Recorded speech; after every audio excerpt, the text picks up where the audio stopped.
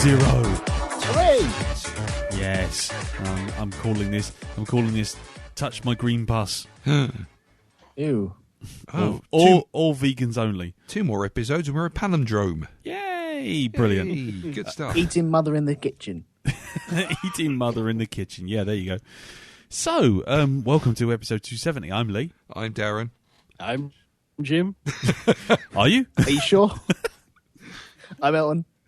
And this week we'll be having a little chat, no news, and then a shitty superhero and a profannasaurus. Mm-hmm. There you go. And then we move on to...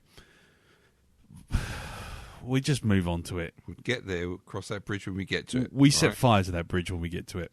Yeah, please. Yeah. I wish I'd set fire to the fucking USB key that I had. No, powder dry. Powder dry. Get closer to the mic. Get closer to the mic and powder dry. So, Go on then. no one's saying anything about this about that bloody film No. until we get to that review. I'll tell you, because Nope. otherwise the dam will flood and that'll be it. We'll all be off. So, before we get going on our little journey towards watching quite possibly one of the worst films of all time,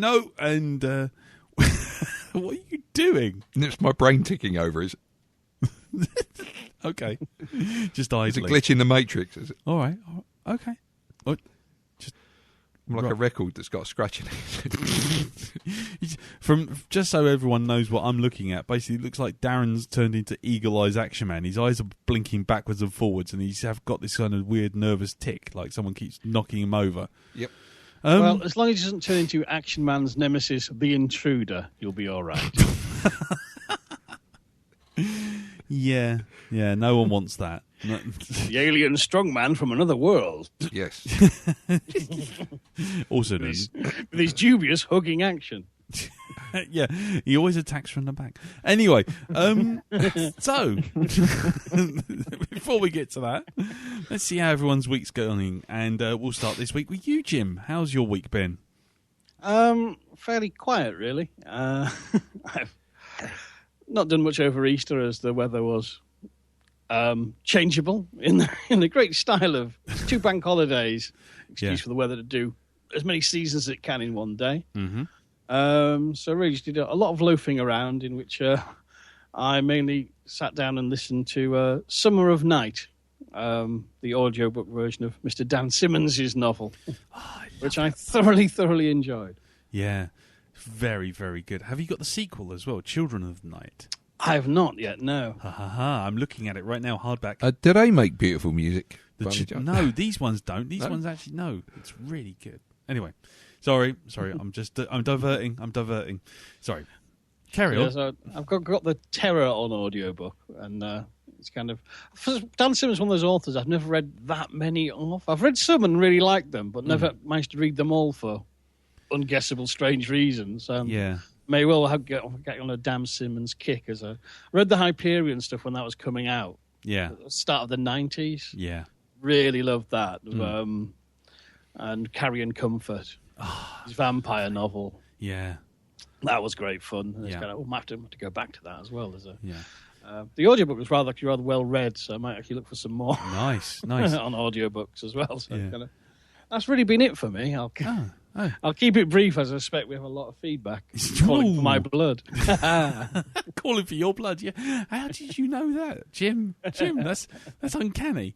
What I would just say before we move on, Fires of Eden. That's another one to look out for because All right. Basically it's a holiday resort built on a Hawaiian god's burial ground and temple. And That's going to go well. That's going to go well, and so that's quite cool. Well, it's quite crazy. But what's really funny is that Simmons seems to take a delightful glee in basically haranguing this poor hotel manager of the hotel where the whole thing's built on, and it's just like you're reading a really fast-paced horror thriller. And then every now and again it cuts back to this poor hotel manager who's just watching his entire world collapse around him while mutant pigs and zombie fishmen and it's like Monty Python. It keeps cutting back to this poor sod just having the worst day. so it is really, really, really good. I remember all the time reading the book and going, "Oh, that's quite scary. Oh, that's quite threatening. I wonder how they're going to get out of that." And then it go, and then whatever his name was, stood behind the counter and wondered where his life had gone, how it led to this point, and there's like a 8-eyed Tuscan wolf or something sort of bearing down on him. He's wondering whether or not the napkins will ever be the same again. And whether or not he's going to get the fishmen out of the pool. But anyway, so yeah, do check that one out. Oh, definitely will. Sold. Elton, over to you, sir. Okay, well, I was a little bit more busier, I suppose. Ooh, busy. I went to the theatre. I was lording it up round the West End. Wow. Yeah. Saw The Curious Incident of the Dog in the Nighttime. Okay, and what's that like? It's flipping brilliant. Yeah? It's so good. I've been meaning to read the book. The book has been on my shelf for best part of 10 years. And I just never got round to reading it. It's got no chance now, has it? Let's be honest. Yeah, you did what any intelligent person would do and just think, fuck now, I'm going to watch the film. Like I did with Lord of the Rings. Nice. I took a look at that and I thought, screw that for a game of soldiers. Yeah, I've got things to do. Bring on McKellen. Come on. Go on in. Yeah, pretty much, yeah. But it's fantastic. I would highly recommend anyone going to that. It was really good. Went on a matinee, so we had time after the theatre to wander around. We ended up in a casino. Oh dear. Yeah. That didn't go well, I guess. No, we were very restrained. I think we spent more on drinks than the machines, which was good. But it was just an eye-opener, watching people play 4 or 5 games at once. Oh, right. And just wanting to get rid of their money as fast as they could. Playing 4 or 5 roulette tables, just flitting in between them all, just dropping coins down and picking their winnings up, and or going on to the electronic fruit machines where they've got VIP ones where they're playing for big money on the big games. Yeah. And then when they spin, they've got 30 seconds to kill. Oh my God, what are they going to do with that time? Oh, spin around and have a game on another machine. Why not? Wow. It's crazy. Wow. Okay, so your next Shonky Lab's going to be on fruit machines, is it? Oh, I think I've already done fruit machines, have I? I don't know. Just thought You had arcade machines. Yeah, arcade machines. Doing gambling. Live poker school. On Mixler. I've got 2 aces. Elton's Play Your Cards Right. Yeah, brilliant. Good game, Watch me good lose game. £1,000. And then cry for the next 50 minutes. No, you can host it. The house always wins. Yeah, that's it. Sweet. You coming round then, yeah? Hi, we love it. Yeah, so much better than last week's podcast. Yeah, no. And after that, we had some dinner. And then on the Monday, I took myself to the cinema. Nice. To watch the Batman versus the Superman. The Batman versus the Superman. Yeah. And you know, because obviously 2 of us haven't actually seen it out of the 4.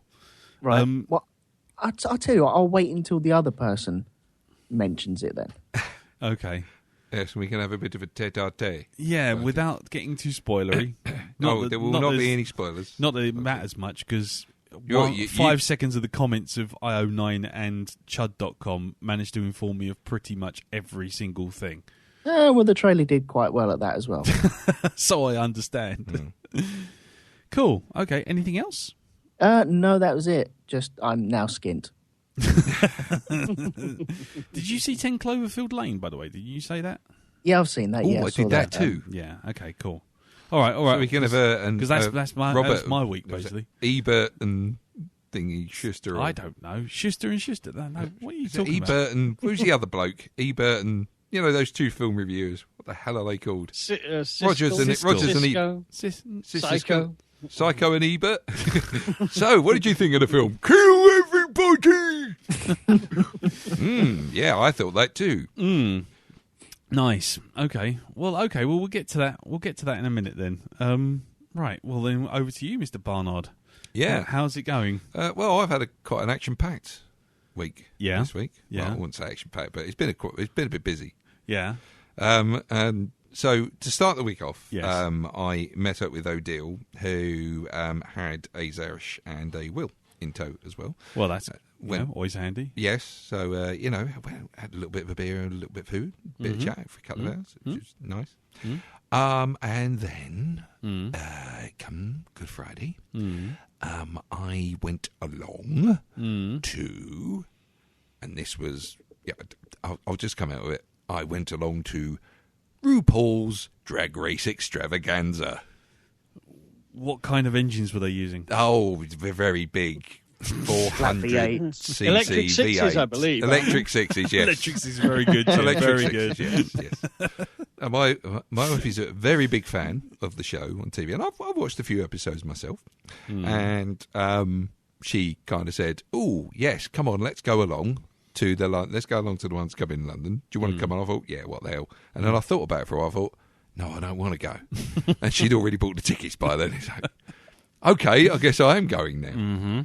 Now, I have a little bit of a complaint about the venue. Okay. Yes. Are we? We're going to run it. Do you want to? I don't mind. Go ahead. Well, Go in ahead. which case, if you're going to complain about the venue, Yes, like you have done before, I'll say the actual event itself was all right. There was some good stuff about it. But there was some nice aerial work that one of the actual the Queens does on stage. She's like got this hoop work that she does and gets up there and does a thing. There was a funny little Star Wars bit that they did as well, right? And then they had a quiz show where they had them dressed up as famous people. They had Hillary Clinton on there, who came on like C-3PO. So there was that. As you do. As you do. And they had somebody dressed up as Queen Elizabeth I, giving it with a really bad accent, but very funny anyway. Don't ask me. I don't know. What is this all about? It's just something they do, just acts and stuff like this.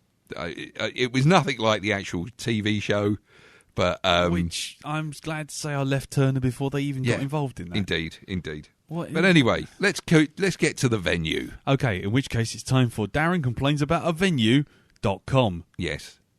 And now, roll the jingle. So, you're watching Darren Pisses on a Venue with your host, Darren Barnard. Okay, so, Darren. Oh, blimey. Did you see that? Yeah, I did see that. Wow. Sorry, we're running the YouTube video for the opening of Holiday, and it actually had a woman leaping out of the water and bare-chested. Yes. How the hell did they get away with that on the BBC at 7 o'clock at night? It's Ibiza, mate. Prime time. Anyway, yes. Oh, God, here we go. Turn it off. Quick, stop back. Frank Boff, or whatever his name is. I don't know. Oh, Clive Mitchellmore. There we go. Cliff Mitchellmore. So Cliff Mitchellmore. Yeah. Cliff Mitchellmore pisses on a venue. So anyway, yes. So now we've badly put a jingle in there. Indeed. What on earth was wrong with this venue, and what was the venue, Darren? Okay, the venue was the O2 Forum in North London. Right. O2 Forum, Kentish Town. Okay. Now, I mean, they have an awful lot of acts that go there, an awful lot of bands that play. Yes. And if you're on the ground there and you're on the same level as the stage, then this is great. Everybody stands up, gets involved. There's no chairs or anything like that in the way. Now, considering we paid something like, I don't know, 40 quid for a ticket each for this thing, something like that, probably a little bit more. Normally, in an upstairs of a venue, you have seating and everything. You sit down and, because you're not downstairs with the mosh pit or whatever, and it was packed. This place, fuck all that, right? You're lucky if you get to see anything from upstairs at all, because everybody stood up. There's hardly any seating at all. Right. It's like, what the fuck is this? Everything, it's just all standing. And this is my fucking complaint about the place. Right. Right? I'm going to queue up the jingle for when you finished. Yeah, I'm going to be finished in a minute. Yep. It's just, it was overcrowded in there. Yeah. Just because, let's pack as many people in as possible. It was all standing. There's no seating at all up in the upper level. So it's kind of like I saw the whole event through a hole that was the size of an orange. And for the amount of money the amount of money I fucking paid, right? You don't want to be RuPaul's Drag Race. You don't want to be staring into a hole the size of an Exactly, yeah, because you have to wonder where this hole the size of an orange has come from. It's like, for the amount of money I paid, I don't care whether it's it's something that I don't like on stage. Yeah, I've paid 50 quid, so I want to be able to see and dislike something in full view, right? I don't want to dislike it through a hole the size of an orange. No, I want to dislike it in widescreen. Nice. And I couldn't. Oh. Because there was no fucking seating upstairs. And that was Darren's complaining about a venue. Yeah. Here we go. Now I'm going off for the early bird special. It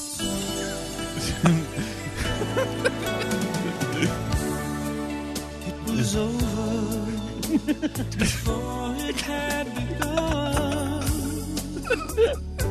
And often love can go that way. Okay, that's enough of that. I love that's a killer finish, though, for that. That works too well. Okay, so that's it then. So that's the opening and closing theme for that. For Darren complains about a venue.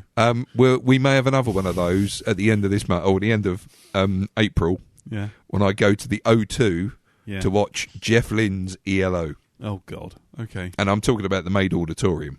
Okay. So you're going to the O2 for that? I'm going to the O2 for that. It's where you stand up and you get all enthused because we're up I think we're up on the sides. You'll have vertigo. Have you ever been there? Yeah, I have. And it's that sort of thing where you get into, I've seen Prince there, right? I mean, I've got up all excited. And then did you see Prince there? He would have looked like a flea circus. Oh, they've got distance. This great big bifocal lens that goes all the way around the outside so that people just look into it. And, it's like one of those great big reading magnifying glasses. The whole stage is a big bifocal lens. It's like looking at an ant farm. It's just, it's, oh, look. And if you look at that, oh, look, I can see him properly now, look. There's a purple dancing flea. Look at that. Because when I went, I looked through that one of those, and I could see the antlers on his head and the little hairs on his six legs. The antlers. Yeah, or the thingies, the antenna. The one where they send the remote control signals through. That one. How did you not get a job on sort of replacing David Attenborough on Wildlife on One? I don't know. I'm me and me reviews of stuff. Oh, Mark Commode, watch out. You and your antlers. Yeah, me and my antlers. Anyway, cool. So what else? Anything? And then I did cinema. You did cinema. I did done cinema 2 days in a row. Yes. The first film on the menu is 10 Cloverfield Lane. Uh-huh. Yes. So, I enjoyed it. Right. I didn't feel it was a disappointment, even though I'd had the what's outside the bunker spoilt for me. Right. That whole thing of, because you see it in the original trailer where it kind of stops when it gets to a point and you see a look on someone's face. You think, oh, mystery. It's mystery. Oh, okay. So even though I had that sport for me on a YouTube trailer, which kicked in as an advert, so I went looking for something else, and that thing just played, and then it played that. Spoiled the whole thing. Okay. It didn't actually ruin the movie for me. No, it probably helped you, in fact. It did. I didn't mind the ending at all. Okay. I kind of, it was fine to me. The thing that really impressed me, though, of that film is the fact that John Goodman still has lots of mileage as an actor in it. Not by the way he's wheezing. Fucking hell. No, that 7.1 Dolby weren't very good for him, was it? It was like... No, it wasn't. But pretty much all the way through. He was brilliant in it. He played a totally unpredictable type of character. The owner of the bunker. Absolutely brilliant. Quite terrifying as well. in the way that you don't know from a comment which way he's going to go next. Yeah. You know, it's that thing of where he just stops and looks. Yeah. And then he'll either laugh about it or he'll go off on one. He'll go off on one and just go completely mental. Yeah. So yeah, it was good. I like I say, I like the movie. I thought it was. Yeah. I thought the ending was great. I thought the ending was. Yeah, just I can't even tell you what the ending was, but I thought the ending was a nice. It was a nice topper to the film, and unless you've seen the film, I can't explain why. No. Okay, well fair enough, because that was one of my weeks, so I'll talk about that a little bit later on. But what was your other cinema? The other cinema experience was Batman versus Superman. Right. Now, Thumpy versus Punchy Part 2. Thumpy versus Punchy Part 2, or Part 1, actually, whatever you want to call it. Depending on your point of view. So go on in. You and Elton have at it, because... I mean, I can wait until we get to... Oh, no, you've already done your bit, Elton, of course. Yeah. So, Elton, I personally thought it was a good film. My brain, with the 40 years plus worth of DC Comics, kind of filled in the gaps that the writing didn't. Because, while I like the film, I can totally understand people who don't get it and don't like it. I can see the faults in this film. So, how did you feel about it? Honestly, I totally enjoyed it. I thought it was really good, but I think I'm coming from a point of I like the talky bits in it. Yeah, same here. And see, it's really hard without saying anything about it. Can I just interject? This is really interesting because, Mr. Darren, you weren't a greatly enamoured of Man of Steel. No. And Mr. Elton doesn't normally have much truck with superhero movies. Now, this is interesting reviewing here. If you are the definition of a tough crowd for this movie. Well, if you think back to the actual episode, by the end of it, thinking about stuff that people had said about Man of Steel, I felt a lot better about that film after discussing it than I did when I first saw it. And one of the things I also said on that cast is how I feel about the ending of Man of Steel will depend on how they deal with the fallout from this. That's right, in the next film. Now, I'd heard that this film starts something like 5 minutes after Man of Steel literally finishes. Yeah. But it doesn't. It's 18 months after the effect. So, really, if there's any sort of emotional fallout for Superman and any sort of pledge that he makes because of the events at the end of Man of Steel, they've already been dealt with. So if they don't appear in a story, it's kind of like, all right, fine. That's obviously been dealt with in the past. Stuff I disagree with that I've heard people say is that that this is a Superman who just doesn't care and he's a bully. He's not. I didn't get that at all about Superman. No, I didn't get that. No, this is actually a being who's trying to help, but people no matter what he does, people always turn around and say, well, what's he up to? And you actually see it in one scene as well, when he's sitting there watching the news report, he's watching something on TV, somebody makes that comment, and you just see him kind of like go, like that. It's as, it's like, what have I got to do to stop you people from fearing me? Yeah. Because this is his beef with Batman. This is why he's kind of against it, because he doesn't agree with the way Batman does what he does, which is using fear as a tactic in getting people to behave themselves, Yeah. If there's one thing I will say that really kind of got my goat, it's, I don't know if we've all seen the trailer, and we've seen the bit where you've got a family sat on the roof of a house during a flood, and you've got the Man of Steel there in midair. Yeah, the Alex Ross kind of pose, yeah. Yeah, that creates the wrong impression. And I'm not talking about a God angle. What it looks like is Superman's just standing there and watching everybody fucking well suffer. Because it sits there for at least 10 to 15 seconds of him just floating in the air, and it's like, well, you going to fucking help him or what? Yeah. So those sort of scenes really do create the wrong impression of Superman. So I can get where people think that he doesn't care. He's just like, he's standing there watching everybody suffer while they're all hands held to heaven towards him. Yeah. It is very much in keeping with the way people, where they talk about him being a god and stuff like this, him having godlike powers. So that emphasises the point. I didn't think it was as badly handled as the church scene in Man of Steel, where he's sitting there and he's got like fucking stained glass windows behind him and shit like this. He's God! He's God! It's just, it emphasises that point of view of him being so powerful. I mean, it's like the whole thing of, if technology is really, really, really far in advance, it can seem like magic. Yeah. Well, his powers are so far in advance of any human being on the planet, he can seem like a god. Works the same way. Yeah. So I really didn't have a problem with that, but it was just the lingering shot on that. I mean, it makes a great desktop, right? Yeah. There are some scenes in that do make actual great wallpapers for your computer. Yeah. But don't make him stand there longer than 2 or 3 seconds before you see him go down to help people. Yeah. Because you don't actually see him rescue those people at all. It cuts. Oh. Yeah. So it's like, Can I just ask a question? Is that kind of stuff done in the same way as Captain America with all the bits that you see in the trailer of him doing doing like Nazi bashing, was actually all in a montage? There's not tons of it's not a big montage where that sort of thing appears in.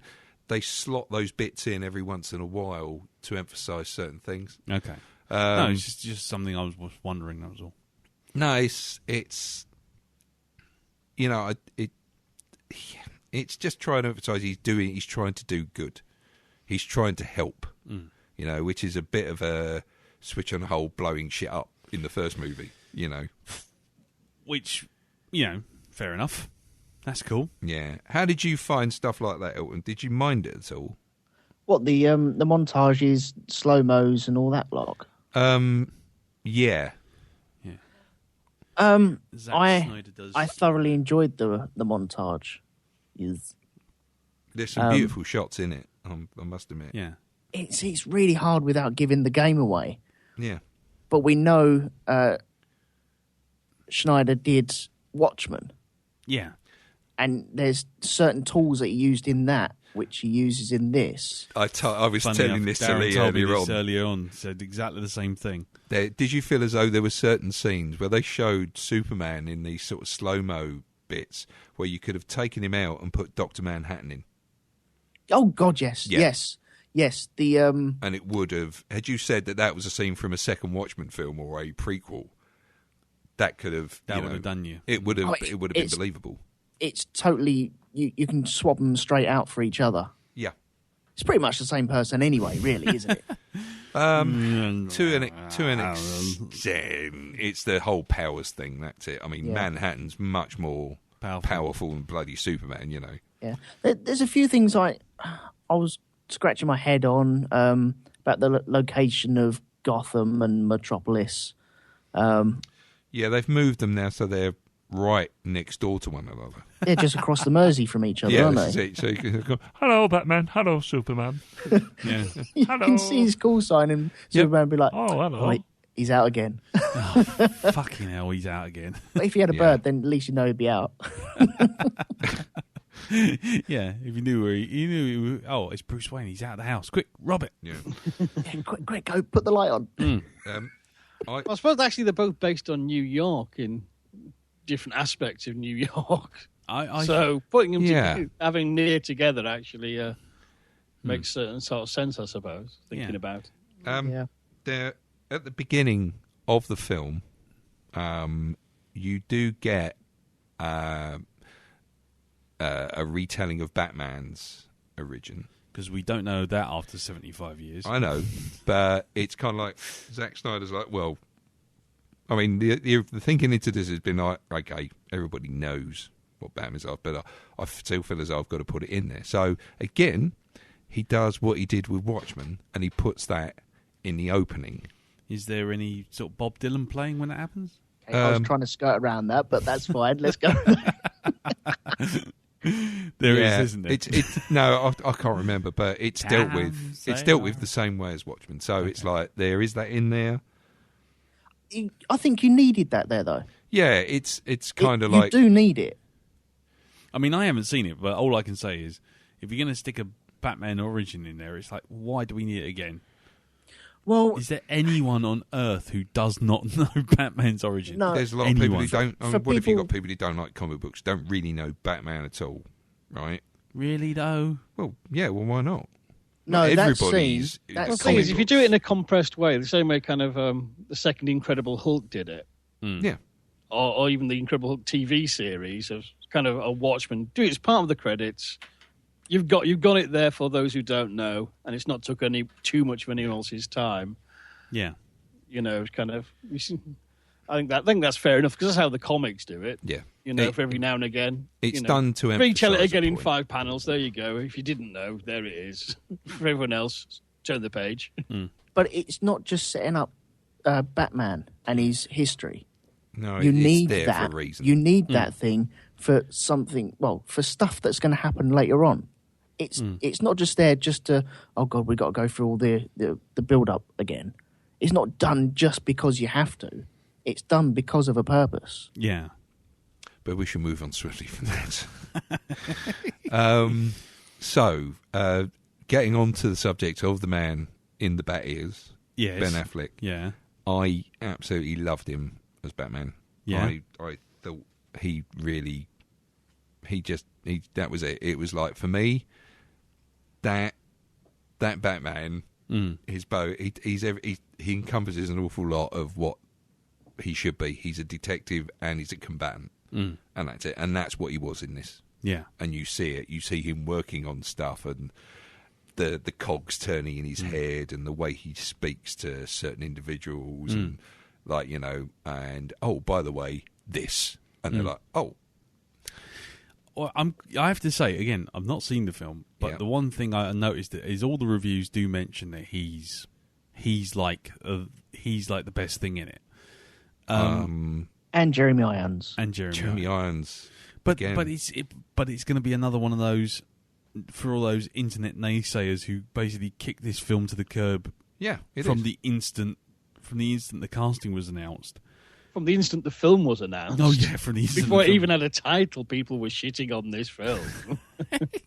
Yeah, it's just interesting to sort of see that the thing that they focused their most hatred on was the thing that's actually the best thing in this film. Indeed, well, whether he's the best or not, that's for the individual to decide. But but I mean, I'm getting the general gist is that what he did was the new benchmark as far as I'm concerned, as far as I hear anyway. He's got that, when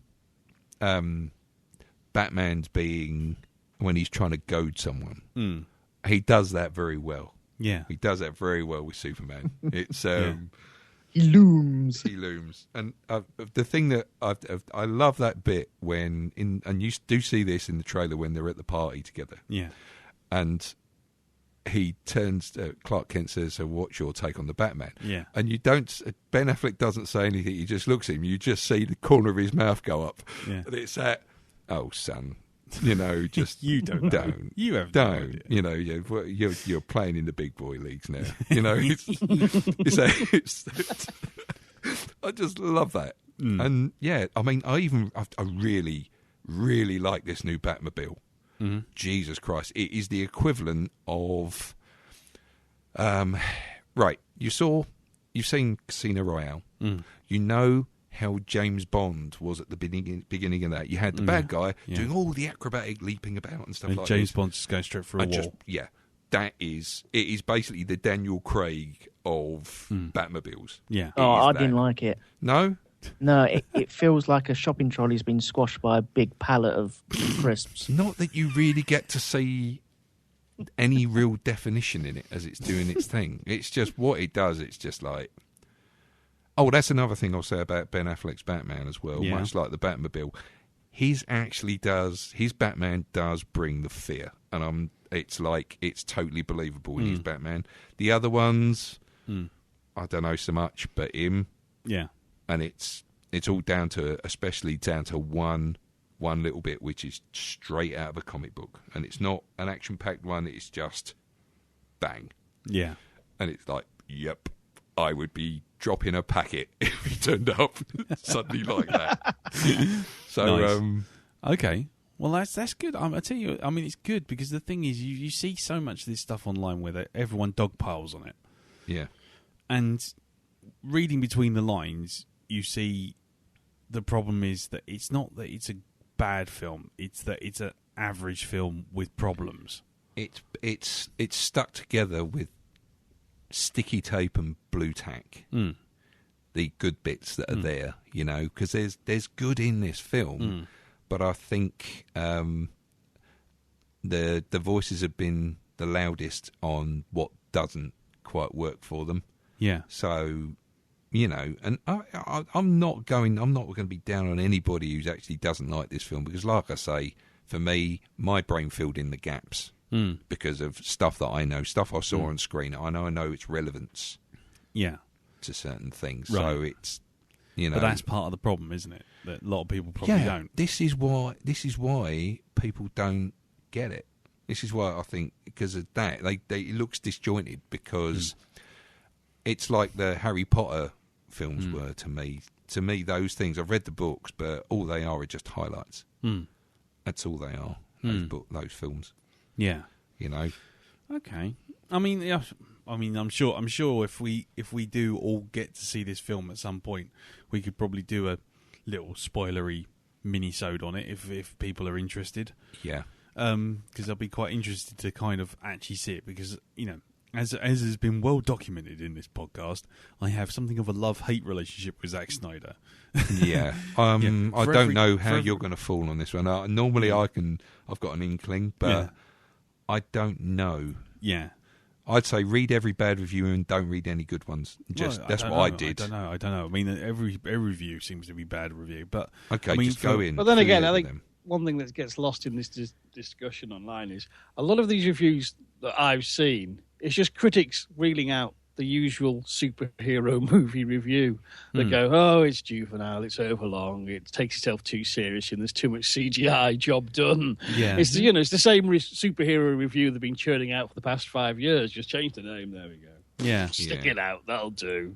yeah. I mean, the most interesting one I've heard was the Mark Commode one, where he sort of said, and I think this is probably going to be the same for me, that, you know, he went in there actively wanting it to do well, because if it does well, then Marvel are going to up their game, and you know, DC will obviously be a contender, and so, you know, it's just, I don't know. It was just, I kind of, because ever since the beginning, What did he think of it, by the way? he thought it was okay but flawed, Yeah. but unfortunately it was too bleak and disjointed for him. But he understood that, you know, there are people who are going to like it and people who would understand it and get more out of it, and he wanted to like it more than he did. Yeah. And, you know, and there's a whole thing with the third act, which is just turns into a big punch at the end. And again, you know, given the amount of run up to the amount of actual delivery, it felt like it was overlong, and it could have had a couple of subplots ripped out of it, from what I understand. There are certain things it could be, and there is something else I've got a bit of a complaint about, but I can't say what it is without a spoiler. It's a scene. I can't say what it is on there. It's the one thing that had me rolling my eyes, thinking, "Get on with it." Yeah, You know, or are we not seeing what's going on around you here? Hello, wakey wakey. yeah, Let's not do this now. Let's get on with this bit. And yeah, okay, fair enough. Well, I think we'll all come back to this once we've all seen it. there will, because there's so much more I want to say. Cool. Okay, cool. Okie dokie. Yeah. Right. Well, my week. Sorry. No, it's okay. This is going to be a long cast anyway. We might as well go the full 9 yards and just give everyone whatever they want. Yeah. Fuck it. If Dan Carlin could release a 4.5 hour podcast about history, I can do one. Do it. But anyway, my week, I saw 10 Cloverfield Lane. I really enjoyed it up until the last 20 minutes. Yeah. And for me, the film would have been much better with an ambiguous dumph end. Just do what you got to do, get the characters to where they need to be, have that happen, and then just stop it. Let you fill in the blanks, let you work it out, because it'd been so intelligently done and so tense and so interesting up till that point that when you get to ta-da, this is what's actually going on, it just feels like a completely different movie. A different movie, not necessarily a bad movie, a different movie. And at that point, I'm like, oh, right, so you are going to do this. This is this then. Right, okay. Oh, and now we're going to have a little action beat. And it just like, I felt like there's one, the characters sort of sees what's going on. I can't really, and it just has a, oh, for fuck's sake moment. And you know what? That's exactly how I felt. It was just, oh, for fuck's sake. And so for me, it was 99.5% interesting, good thriller, and then 0.5% where a completely different writing team came in and went, if you want the last $200,000 to finish this movie, you have to put this bit on, because my nan wrote this bit and I like it. Stick it on the end. And it was just like, oh, right, okay. And then it still ended with an ambiguous ending. Well, because it still ends up with a da-da-da, something's going to happen and you don't quite know what. And it's like, well, you could have done that 10 minutes ago. And I came up with a better ending. I actually came up in my head with a much better ending. You know that wasn't the original ending. Yeah, I know. It was originally called a film called The Cellar. And yes, unsurprisingly, someone did come in and took it over and turned it into Cloverfield Lane and blah blah blah. The one thing I was going to say is I came up with a better ending. I've tried it out on 4 different people completely independently, and one of whom was Mr. Max Ridgway, who I was on Facebook, and I came back from seeing the film and I went blah, blah, blah, on Facebook, and then he said, oh, what did you think of it? And I went, well, this is how I think it should end. And he went, that's a much better ending. And I went, thank you. I send JJ my review now. Everyone I've spoken to has come up with a better ending. Yeah. I mean, all the pieces are there as well. That's the thing. The pieces are there to make and construct a much more, either more ambiguous ending or a more satisfying ending. But just going, bleh, something else has happened, here it is, here's 10 minutes of running about, and that's the end of the film. It's like, it just the whole film just deflated in front of my eyes. Because it went from super duper potboiler, where you're sitting going, oh, this is so tense. Oh, this is so tense. Oh, this is so well acted. Oh, is she going to get out? Oh, what's going to happen to this guy? To wanky 12A run around action fest with a bunch of things and stuff happening, and you're like, oh, is that it? This is the problem with not being able to say what the actual ending is, because and flippity doo dah. It's like watching kids at a hot dog eating contest, and come the final bell, they all just vomit. No, it's actually you expect them to vomit, and then what happens is they go, can we have another hot dog? And you go, oh, I'm hungry. Yeah, I'm hungry.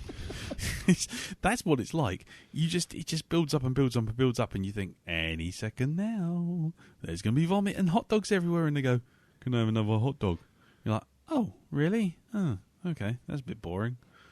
And that's exactly how I felt. And the thing was, there was me and 4 other people in the Odeon Leicester Square, the big fuck off one. Yeah. We're all sitting in these comfy seats, and every single one of them, because it's obviously we're all within the same area because we got tickets, and the same thing happened. You literally heard. So from the assembled audience, which admittedly wasn't much, everyone just went. It was like it'd be like the end of Planet of the Apes, only to have Charlton Heston run around the corner and go, oh, instead of seeing like the Statue of Liberty, he's actually he finds he's in Centre Parks. Yeah, on Monkey Week. Monkey Week at London Zoo. It's like, lost in Lidl. Fuck. Tesco's car park. I've been in Morrison's all along. No. Planet of the Trolley Boys. Exactly. So yeah, it's a bit of a. For me, it was a bit of a. And yeah, and when if we do a spoiler on that, I must admit, I'll throw you my 2 pennyworth. Well, you can tell me when we're on the way back in the car. Yeah. You can tell what ending you. I got it all sussed. It all makes sense as well. Does it? Yeah. It's not one of Elton's crazy. Charlize Theron is the spaceship from Alien things. Is the spaceship from Alien? Yeah. Go on, Elton. Fill us in. What? Charlize Theron is the spaceship. Yeah. As in, she turns out to be Mother. Oh well, then she turns out to be the computer. Yeah. Not the spaceship. Well, it turns out to be Mrs. Spoon. Oh, don't go there. Who's off to Button Moon because all the milkshakes brought all the boys to the yard. Elton broke my fucking podcast. Really? Yeah. I guessed it with Andy. Did he actually say? Is he what? So Space Doc Jury. Did he actually suggest Mr. Spoon's Button Moon? The spaceship from Button Moon. Yeah. And then what happened was we ran it through the scores on Space Doc Jury. Yeah, we ran it through the scores on Shonky Lab. And then someone, who else will remain nameless here, Mr. Jim fucking Moon, comes along when we're giving it all like 1s and 2s and 3s and 1s and 2s and 3s because the thing's like 2 inches tall and doesn't fit and nothing works. So it's like that. Suddenly, Jim comes along with the one thing, right? Now, we got a score for weapons. Yeah. So like Death Star is destroy a planet in a single shot. But then we knew that there was going to be culture ships and stuff like this, which could destroy whole solar systems, which are up in the 15s. Yeah. And Jim comes along on Mixler and says, you do know the Button Moon spaceship had a pair of scissors and cut Button Moon out of the cloth sky once. And it's like, the ship actually destroyed an entire moon. But ratcheted the score up. It scored higher than Thunderbird 3 and the Eagle Transporter. Shot my fucking thing down. I applaud them, both of you. That's amazing. Literally, Button Moon ship is better than the Eagle Transporter and better than Thunderbird 3. Do you know science. That's like finding out Squirrel Girl kicked Dr. Doom's ass. It is exactly that. Exactly that. I was ruined. For the third part of that podcast, I barely spoke. Wow. I was completely ruined. Spaceship from Button Moon. See? Do your research. You can make anything work. Oh, man. That was like the other so thing. Evil. I wish I'd thought of that. Yeah. So there was that. And, that doesn't mean everyone has to jump in and try and think of other crazy ways of just fucking my scoring up. Scissors, man. A pair of scissors cuts the entire planet out of the sky. There you go. Fucks up. It's as powerful as the Death Star. That's as beautiful as it is tragic. It really is. In other news, DIY news, it's Easter. DIY. So here we are. As you can see up here. I'm sure this doesn't work. This doesn't work for podcast, but you've got to love this. I've got 2 floating shelves. He has got 2 floating shelves. And I've got them all drilled into the walls. I'm looking for the holographic projector, which is projecting the rest of his house, because I can't believe it's still standing. But the thing was, I thought, I'm going to do this. I'm going to impress everyone. I'm going to do this. Measured everything, lined it all up. I got a bloody set and everything. Got one of those levels, spirit levels. Okay. Got it all done. Drilled in 18 holes for the big floating shelf. Thought, right, got it. What I didn't know was that the thing that attaches to the wall doesn't go right up to the edge of the floating shelves.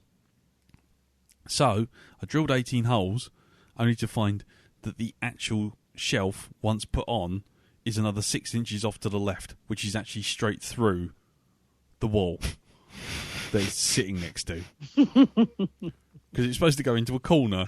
So have you demolished next door's house just to make your shelves fit? So then what I did was I took the thing off and I had to drill another 18 holes, but obviously another 18 holes 6 inches along, hoping that I wasn't going into other holes that I'd already made. Yeah, because I get that all the time, going into other holes that I've already made. Yeah, I had a great bout of that when I was younger. You know. Don't. Stop. We're back to RuPaul's Drag Race. We again. certainly are. Yeah. So anyway, so behind that first floating shelf is 36 holes and a pile of missing plaster like you wouldn't believe. That sounds like the next Quentin Tarantino film, 36 Hoes. 36 holes and a pile of missing plaster. But luckily, the picture rail's holding it up. The second one, I was wise. I've got a shorter one, slightly further down, and I thought, I've got this. I've got it. Measured it all up, sorted it out, took into account where the shelf was going to go once it goes on the frame. Thought, brilliant. Put it in. Turns out the walls aren't straight. So I pushed the shelf in. I pushed the shelf in. Beautiful. It got in about halfway. Still about 6 inches away from the actual wall it's supposed to be resting against, and it just stuck. And you know what? Now, bearing in mind, I've already drilled 36 holes, and I've drilled another 9 for this thing down here. Yeah. Something in me snapped. And I went As out, it does. I went outside. I got a big plank of wood. And I got a big hammer.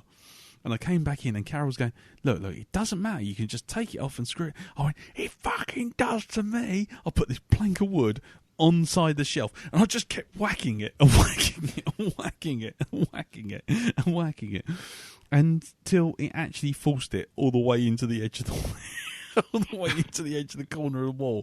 So that is never coming off, because basically it's got the entire weight of the house pushing on either side of it. It's a supporting wall there, isn't it? It's actually a supporting wall. It's keeping your house square.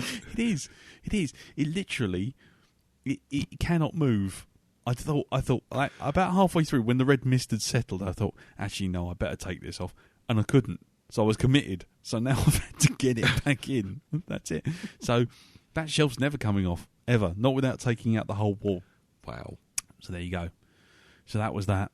That's beautiful. Lovely. And only other thing, I started playing Fallout, which turned me into Mad Max for 10 seconds, then turned me into Mad Meg for the rest of it, as I ran round a bus stop for 2.5 hours shooting a monster, going, oh, help me, and then I switched it off.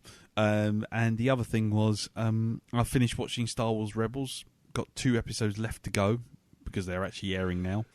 And I've got to say, hand on heart, I said it last week, but actually I think it's one of the best Star Wars anythings. It's a great show. It's fantastic. Absolutely. Really, really good. Up to the last 2 episodes now, and it is just superb. There's no two ways about it. It's utterly superb. I just, by the end of the last episode, I was like, oh, this is gearing up to be so good. And I don't think I've felt like that for Star Wars for about 30 years. So, yeah, highly, highly, highly recommended. Oh, and the other thing was we're finally finishing off Jessica Jones. Excellent, because I'm going back to watch the first episodes again. Yeah. So that I can come back, because we've left a bit of a gap watching it. So I'm just going to start it all over again. Yeah. I mean, it's a bit behind the times, obviously, but, watching it and it's finishing it off as well. It's definitely one of David Tennant's best roles. Yeah.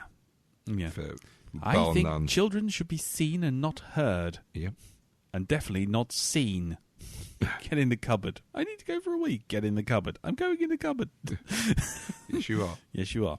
So there you go. But with the mentions of Superman and Batman and Jessica Jones, and I think that's a perfect segue into this week's shitty superhero. Oh my head.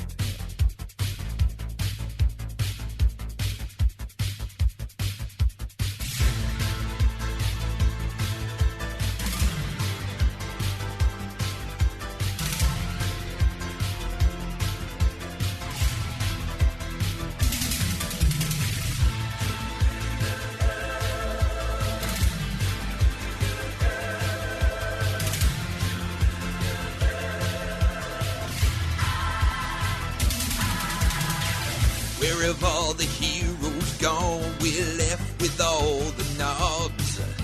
I just want one Superman and not this bunch of slobs. Not a single one of them could take on Mr. Freeze.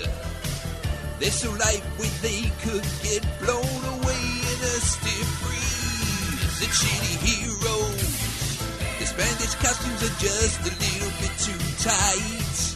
They're not very cool and they're not very fast, and they're most likely die in a fight. It's shitty heroes. Just one look at these dudes and you know they ain't right. Marvel DC doesn't mean much to me because they are a total shite. Hulk smash!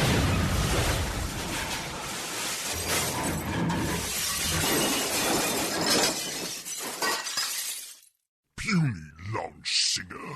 Right, okay, so shitty superheroes for this week. Well, shitty superhero for this week has been supplied to us by Mr. Mark Last. Yes, and he has sent me this one. Eugene Patillo from Earth 616. And Eugene, it goes like this. Eugene Paul Patillo's father, Vincent, was the inventor who never created anything successful until he devised an electrically powered coil that he then fashioned into a costume and embarked on an ill-fated career as the villainous Leapfrog. Patillo decided to don one of his father's costumes and use it to become a costumed crime fighter. He began in earnest a somewhat clumsy battle against crime in an attempt to help Spider-Man and the Human Torch. Patillo accidentally succeeded in defeating this criminal Speed Demon. Greatly encouraged by this victory, Patillo named himself the Fabulous Frogman. Vincent was proud of his son for capturing Speed Demon, but his pride turned to disapproval as Eugene continued to serve as a superhero. Patillo assisted, of sorts, Captain America and later tried unsuccessfully to join the super team, the Defenders.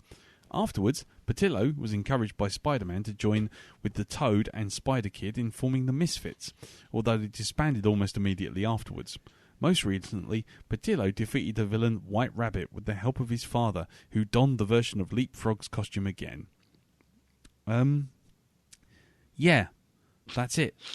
He's the Fabulous Frogman. It's Mr. Cadbury's Frog. He's Mr. Cadbury's Frog. He's the Freddy the Frog. Freddy Frog. Freddy Frog. Freddy from Frog. Fucking chocolate bars. He is. His entire power level equipment. Leapfrog's suit is equipped with electrically powered leaping coils that allow him to reach heights up to 6 stories in a single jump. That's it. That's all. That's it. Yep. I think I've just found him. Yeah. Hello, my baby. Hello, my honey. darling. Hello, my ragdoll girl. Have you found him, Jim? Unfortunately, yes. I mean, look at him. He looks like I am Frogman. He looks like Kermit the Frog gone to the dogs. He's hit the skids, isn't he? He's got a beer belly on him. What is that? I just found a picture of him without his mask on. Oh my god! It's like a blonde me, but without my beard. Oh my god! That's like looking in a mirror from an alternate universe. I could have been Fabulous Frogman. Oh, that's terrifying. I need to lose some more weight, I think. Oh, good lord. Well, there you go. Has anyone got anything to add? I don't think I do. Here's the fact: the picture I'm looking at is kind of, you can see his eyes in the frog costume's mouth. Yes, like he's one of those mascots at a football match or a character at a theme park. Oh my god! Oh, where's that He's picture? not very waterproof, is he? Oh man, where's that? Where's he gone? Characters killed by Frogman. Hold on, there's a whole list. Really? Pages in killed by Frogman.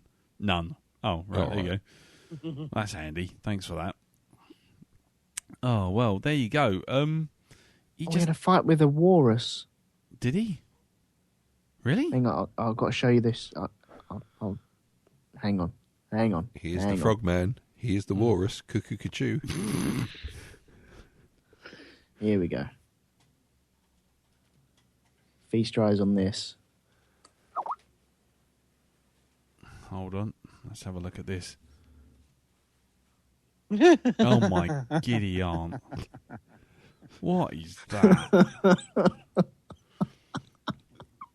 Do you think anyone actually used to look forward to his comics coming out?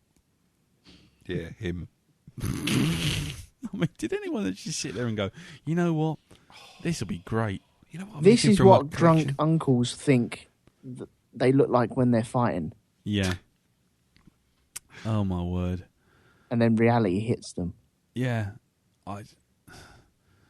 He hasn't died, and he's been around for 71 issues. For goodness sake. Oh my god. There's a picture of him teaming up with the Avengers on Comic Vine, and that's just embarrassing. He's basically the opposite of Batroc, the Leaper. He's more like Arsehole the Leaper. What on earth? Frogman leaps towards Crossbones after he shot gravity. But the deadly criminal kicks him in the gut, and Frogman later recovered from the attack, with Crossbones making his escape. What? If Crossbones can get taken out by that, there's no some need. bloke in a fancy dress bloody costume. Yeah. There you go. Well, that was shit, wasn't it? Well, thank you very much for that. Thank you, Mark. Yeah. Let's never speak of that one again. It was tediously awful. That's a bloody awful villain. Superhero. Yeah. It's terrible. Well, there you go. Congratulations.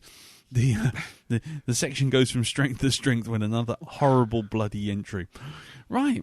Well, I found a cosplay. No, you haven't. Oh, God. No, not Where? really. But Go on. I found, oh, no, it's not. That's the wrong link. I'll If just it's- send that one again. If it's a bloke wearing nothing but a frog's head, that is it. There's your lot.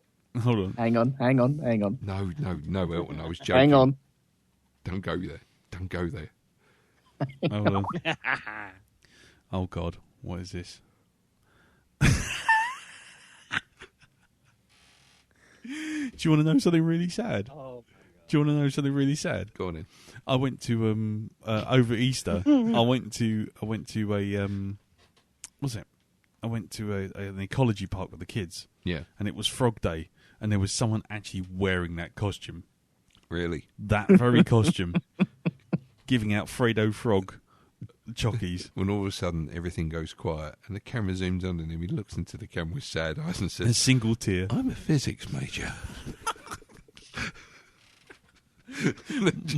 My life has been a lie. It's been a waste of time. Little tear, single tear in the corner of his eye. What a world we live in. What a world. Right.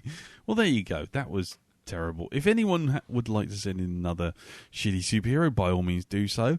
Send it into blackdog@geekplanetonline.com, and we'll feature it on the list for everyone to just sit there open-mouthed and gulp at.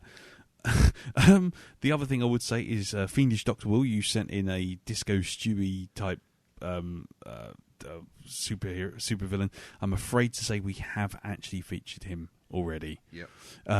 But never mind. Thank you very much for sending it in. I just thought I'd mention that on the air rather than sending back an email saying, got it, done it. So anyway.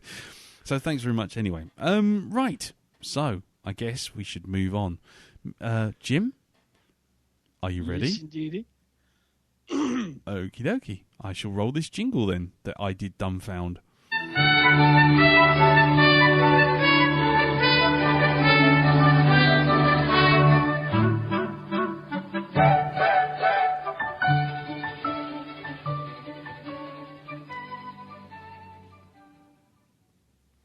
Nilbog. Various.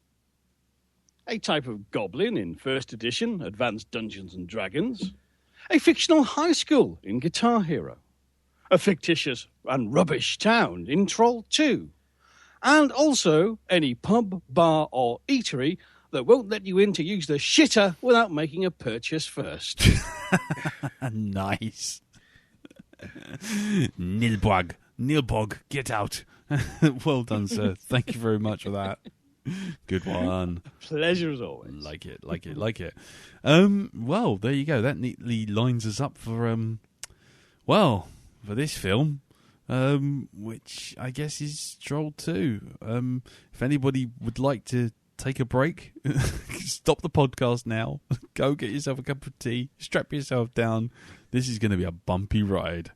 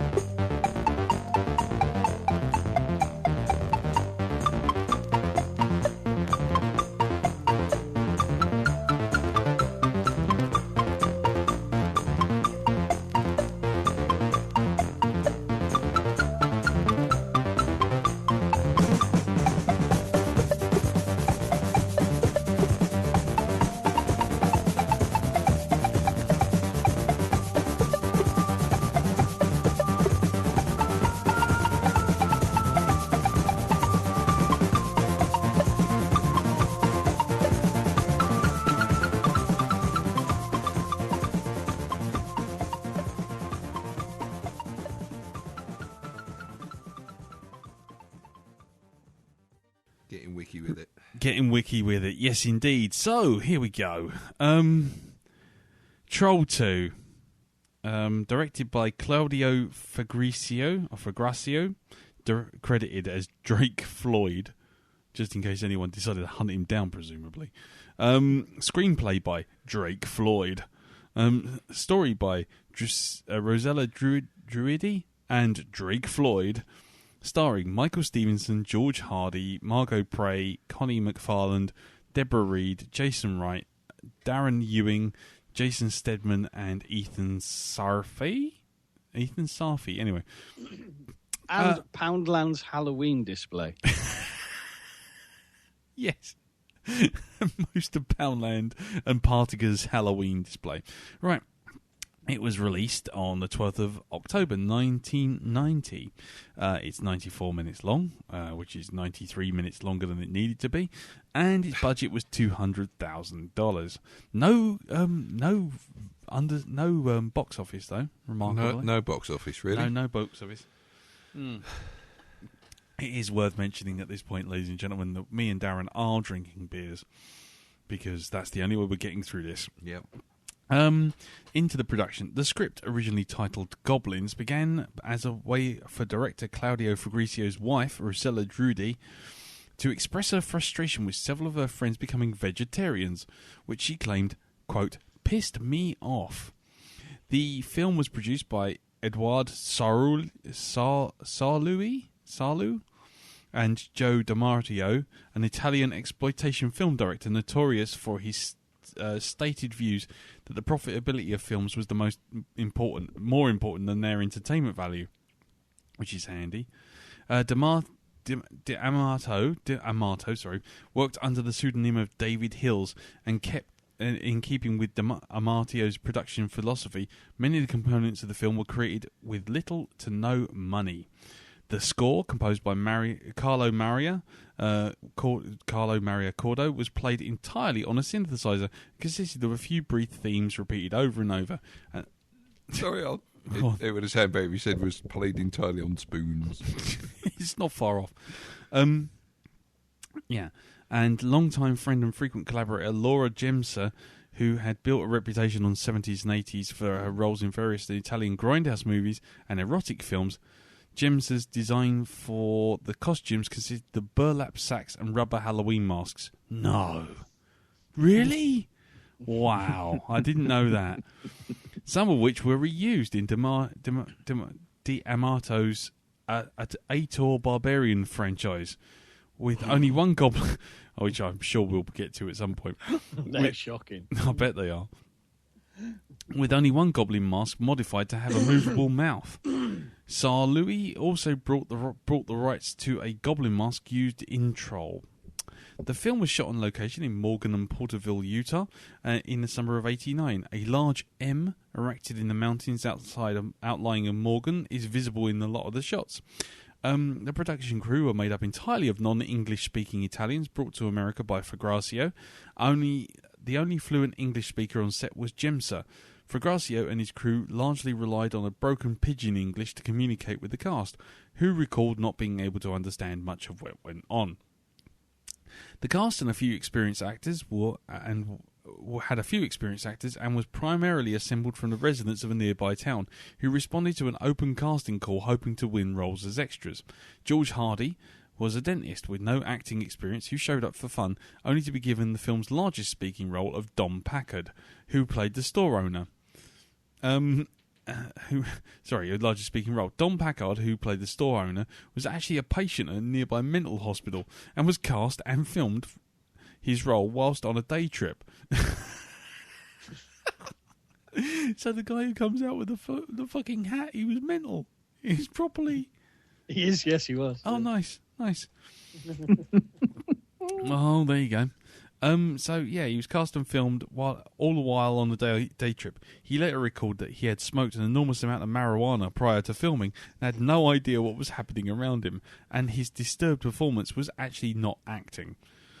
As neither Fagrazio nor Derudi spoke fluent English, the shooting script was written in the same broken dialect with which they would both speak.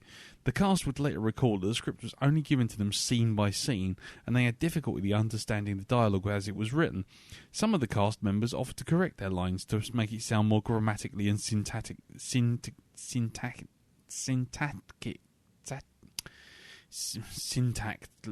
correct.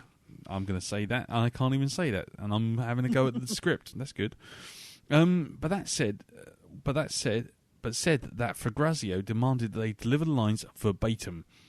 Despite the majority of the cast ascribing to the same story, Fagrazio vehemently denied the version of events, and once interrupted a panel discussion being conducted on the film by the cast to call them dogs and accuse them of lying about their experiences.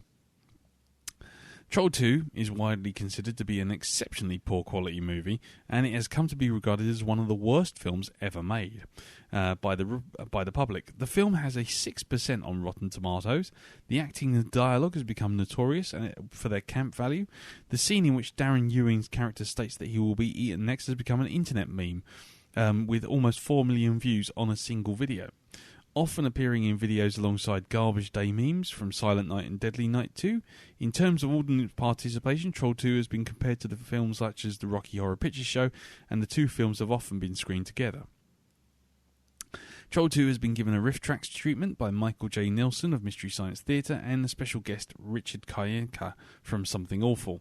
In 2007, the major troll event took place in Morgan called Nilbog Invasion, and the Alamo Drafthouse Cinema Rolling Roadshow turned Morgan into Nilbog again for the weekend, and screened the film for an audience of fans from around the world. Much of the cast attended and appeared in the panel discussion, as well as the writers and directors of the film. Director Claudio Fagrazio was presented with the key to the city by the mayor of Morgan. In December 2009, late-night host Conan O'Brien recommended Troll 2 on his list of DVDs and books as in his new Oprah segment. And that's it, I think. There's probably more, but frankly, I think I've done enough as far as research is concerned by looking at just the wiki. So, who would like to go first? In fact, you know what? I know who I'd like to go first. Jim. Because you know what? You recommended this. You go first. Is it your fault? No, I didn't recommend it. Let's all point at him. Yeah, point at him. Stare at him. Stare at him. like the villagers. Much like Darren with Crow City of Angels, Lee said, name a good it's film. all He back said, to me. name a bad film.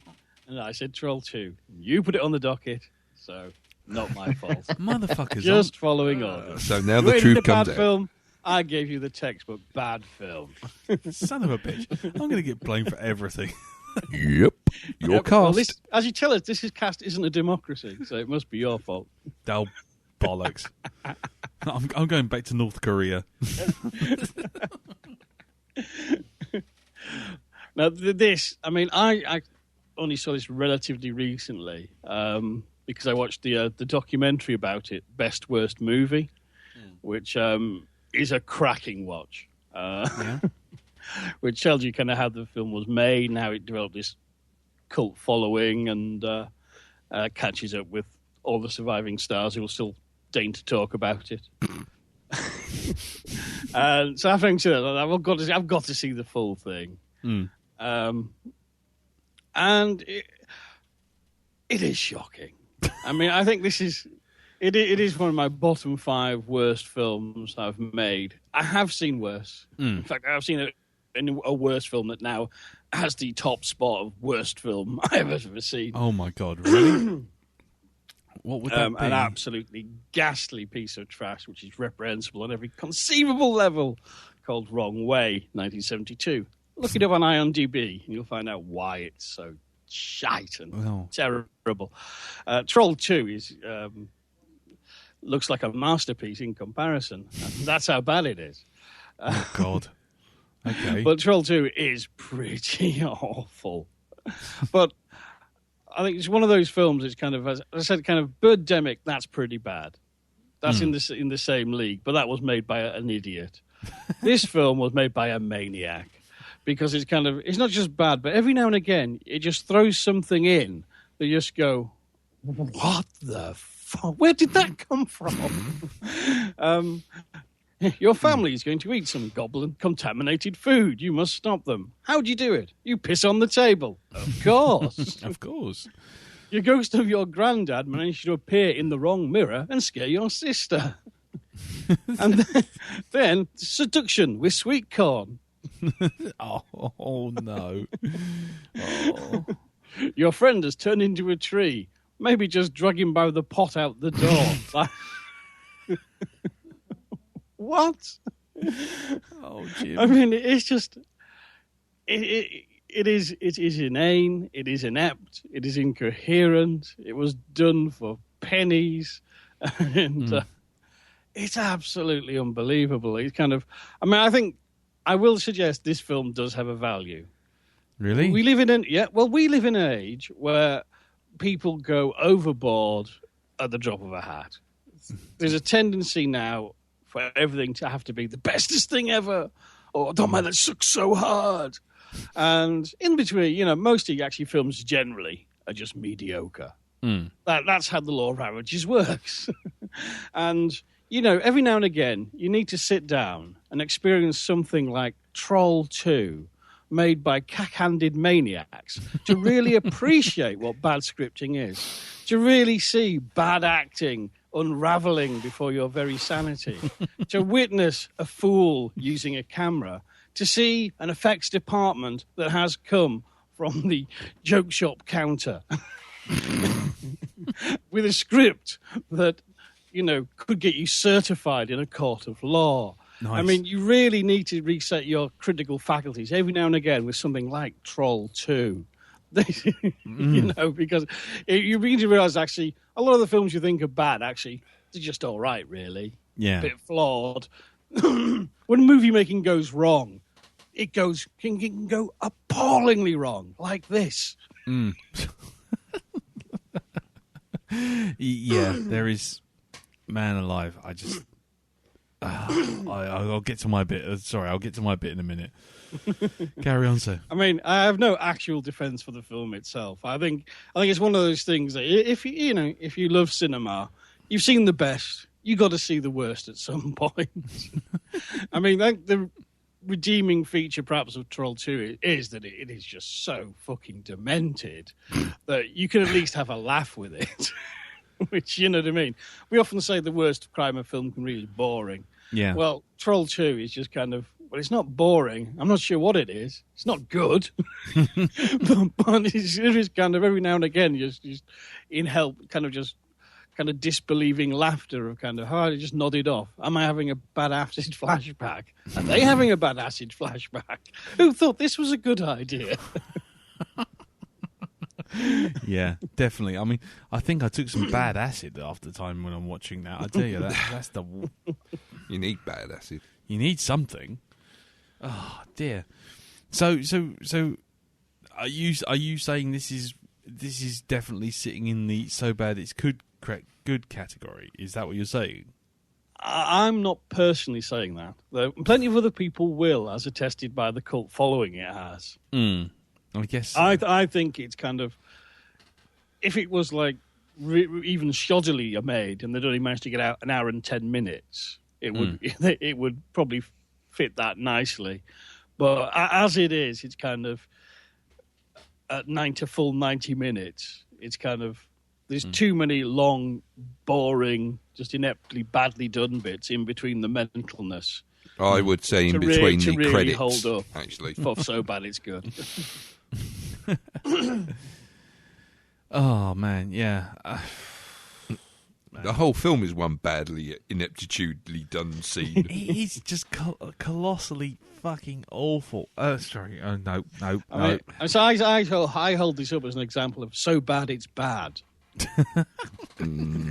That's my thesis with this film.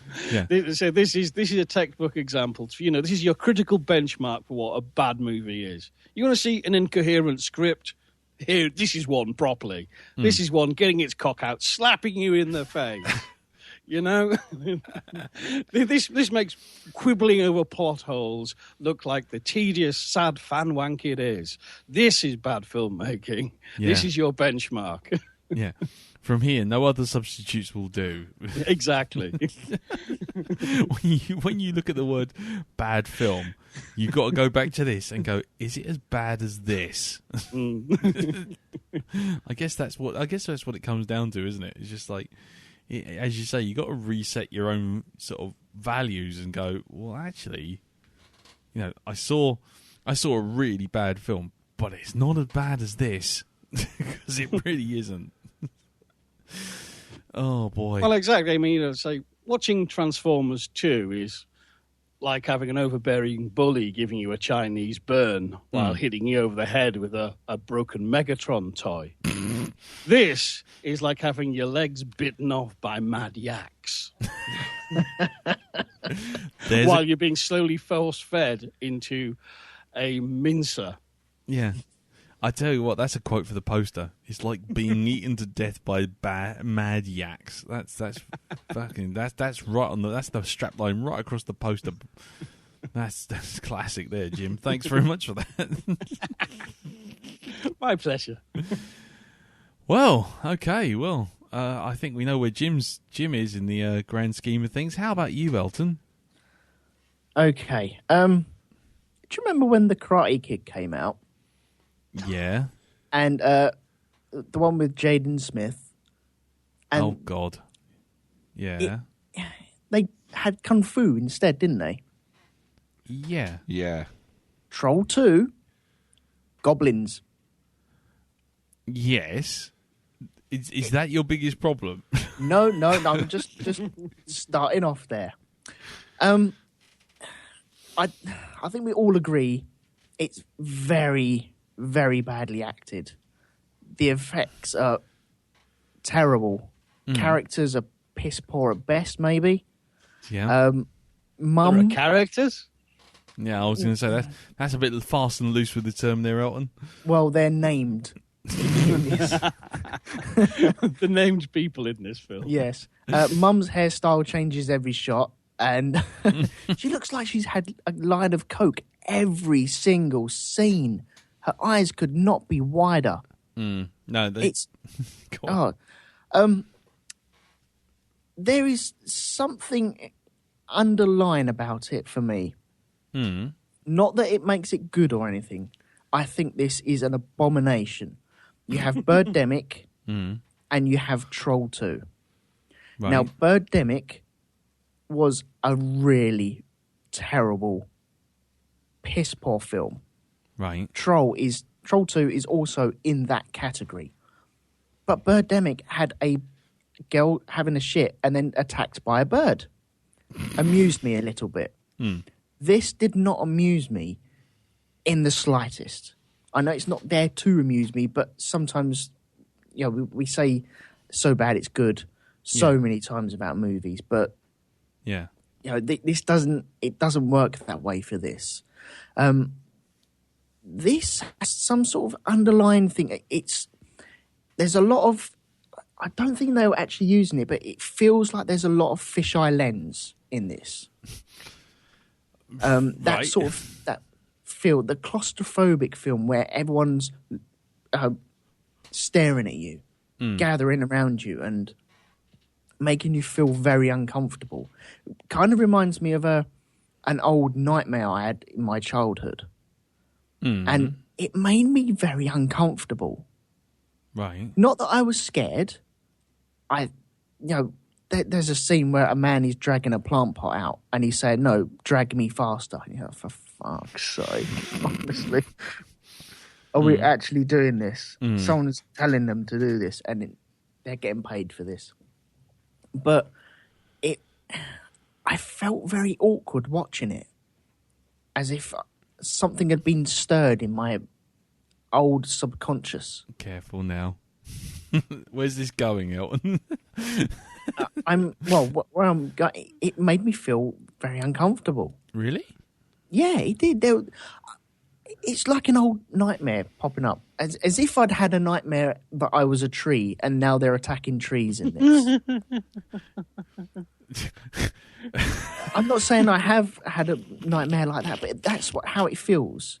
It's reminding me of a bad dream or something, where the film is terrible. It's bad. The acting is so bad, and it's painfully bad at times as well, where the dad's grabbing the mum and going, "We should run upstairs." Any other film, they'd just run upstairs. They wouldn't. Yeah. It's as if it's got it in asterisks on the script. Now run upstairs. And he's thought that was his line, and he said it. It's like singing interlude in karaoke. Yeah, instrumental. Yeah. Well, given the production of this film, that might not be far from the truth, you know. No, it may not be, yeah.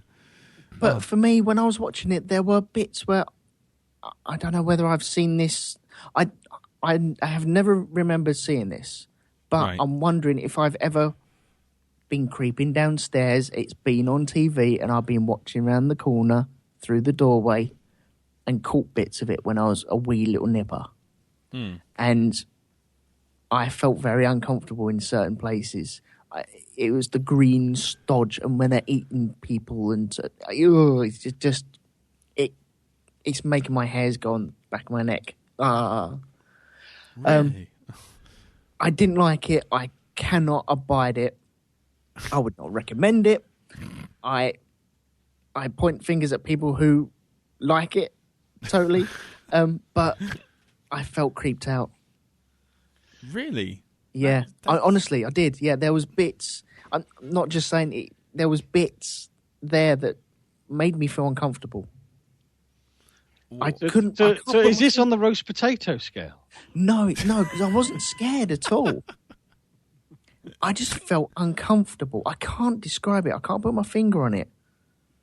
But there were bits where, if you go to the IMDb page, right, and there's a picture of their horrible, crappy masks that look like they built them themselves. There's something there that's creepy for me, but I know it's dumb, it's stupid. I'm not scared of it. I didn't walk off and turn all the lights on the way up to bed. But you were disturbed by it. There was something there. Wow. Okay. I mean, I you know what? In some ways, I kind of know what you're talking about, because it is like go on, dreaming of watching a bad horror film on video. In fact, it would make this film would make far more sense if someone told me, actually, this isn't a real film. This is somebody's dream of hiring out a schlocky horror video at the end of the 80s, and it somehow bled into this world by accident. Yeah. I mean, I was going to say, it's like, I always feel the same way about Australian films. What? No, seriously. There's something really odd about the tone and the way they're shot and the way they're acted about Australian films that just always make me feel just slightly off kilter. And that's probably what I think you're getting at, Elton, is kind of that whole thing of it doesn't quite feel right. It's not quite there's something not quite right about it. Yeah, I feel I should have been laughing at it. I should have been mocking it. I should have been sticking two fingers up at it. And when I went to do that, there was something stopping me from doing that. Yeah. That's really interesting. That's the first time I've ever thought anyone would ever consider this film in that kind of terms. But I mean, I wow. I mean, great. I mean, well, not great because obviously you were a bit freaked out by it, but well, it was awkward. I feel kind of awkward. I feel kind of dumb saying it as well. Was it the daughter doing the exercises at the beginning? Did that make you feel a bit weird? No. Or maybe doing a little cheerleader. No. Maybe doing a little cheerleader bit in front of the mirror. No. You sure? No. You sure? No. If this is being played out in a court, no. Would you like a Just copy in of case. that? Would you like a copy of that bit? No. Are you sure? No. A stern no. We can Although- gif it for you, you know. Yeah, we can do. We can go to GIF me. If you like it, should have made a gif of it. Yeah. You know, I can. Oh. Hello. But I was impressed with the boys' G.I. Joe Jim Jams. I thought, yeah, okay, G.I. Joe, I can do that. You notice he had a Killing Joke poster in his room as Yeah, well. exactly. I was going to say that. That's Yeah, well, that's certainly something then, Elton. Yeah, I don't know what it is, but yeah. Right. Okay. Right, Darren. Yeah. Over to you then, I guess. And my opinion on the film is...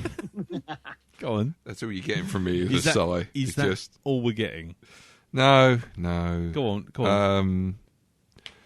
Oh, man, this was just a fucking shit film. I mean, in every way, shape and form. Just dire. There's no redeeming factor about this film at all. Story was shit, acting was shit. Oh yeah, Grandad, let me get this straight. You're a ghost. Oh, I've got to learn the layout of this house. No. You were just opening sneak a peek at the girl, maybe in her underwear in a fucking bedroom. I know you were a granddad. Yeah, I was thinking that, actually. Dodgy fucking perv. Jesus Christ almighty. Fucking hell.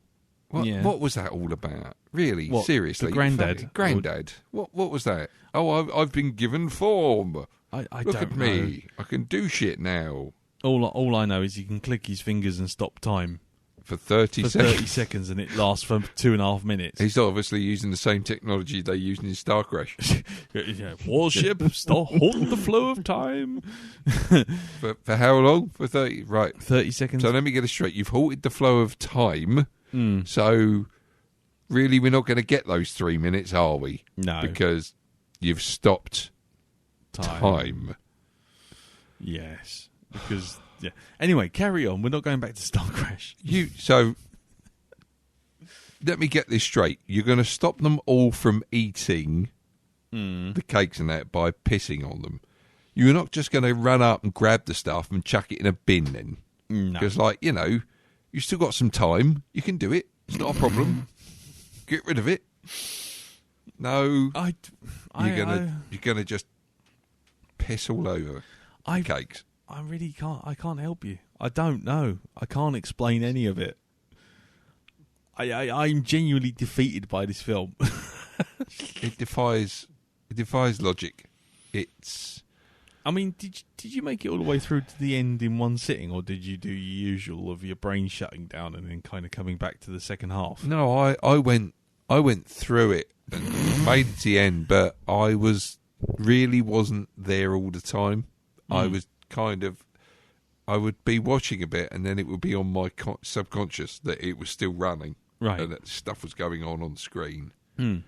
I thought to myself, so I'm watching this when I could be losing really badly at Fallout. Yeah. That's what I'm thinking. I could be I could be finding my save has been corrupted on Fallout, because I would have enjoyed that a lot more. After all that work I've done with my character, losing it all of a sudden, I would have enjoyed that a lot more than watching this fucking pile of shit. Right. Yes. I get you. I was just counting down time. That's all I was doing while watching this film. So was there any standout moments for you? Any standout moments? Fucking popcorn. Fucking popcorn. What the fuck was that all about? Seriously, you know what? I thought to myself, it's late at night, I'm put up with this. All of a sudden, she starts trying to put the sexy on, right? And I thought, hello. Maybe, maybe there's something in it. Maybe there's something in it, one for the dads. Yeah. And it was about, let's see, how can I describe it? Yes. It was as sexy as, I don't know, a bag of cheese and onion crisp. You know, that's basically what it was. There's not an ounce of sex appeal in that entire thing. No. Eating, I thought she's trying to bring the sexy, and hello, she's got a cob of corn in her hand as well. I wonder what it's like. That bloke said, "What are you going to do with that?" So, and we're all standing going, what are you going to do with that? Yeah. We can eat it together. Everyone leans forward slightly. Yeah, exactly. The sofa. Where are we? No, let's see where she's going to go with this. Let's see where where she takes it. Just what the fuck? Do you know another bit I loved about this film was where You loved. I loved it. I just loved it. Was where you got the family outside and they're surrounded. Yes. And they're like, "Oh, we're going to kill you now," and then they have enough time to grab everybody together and walk backwards into the house before people want to just kill them there and then. Well, there's a whole thing about why is it that they're actually in house long enough to locate and light nearly 75 candles and set up a séance. Yeah, amazing that, isn't it? Yeah. What? And then outside old Ranger Rick or whatever his name is, Gene Freak or whatever his name is, goes, yeah, I'm fed up waiting for them to come out here and be killed. It's like, what? There's about 100 of you. You could all come through the same different windows at the same time and you'd be fine. Yep. Oh, God. Just dire. The story was shit. Everything about it was Story? shit. What story? There was no story. Yeah. No? I think the most convincing thing in this whole film was the freckles on that girl at the beginning of the story. Oh, well, those. Looked like they'd been painted on by a blind person. I love the stupid questions as well. It's like, Matey boy with the glasses who rescues that girl from the forest and then takes her into that house. Yeah. Can't quite put two and two together No. while she's throwing a fucking fit in the middle of the room, and turning it to a fucking, whatever it was, a Tesco's $2.99 salad.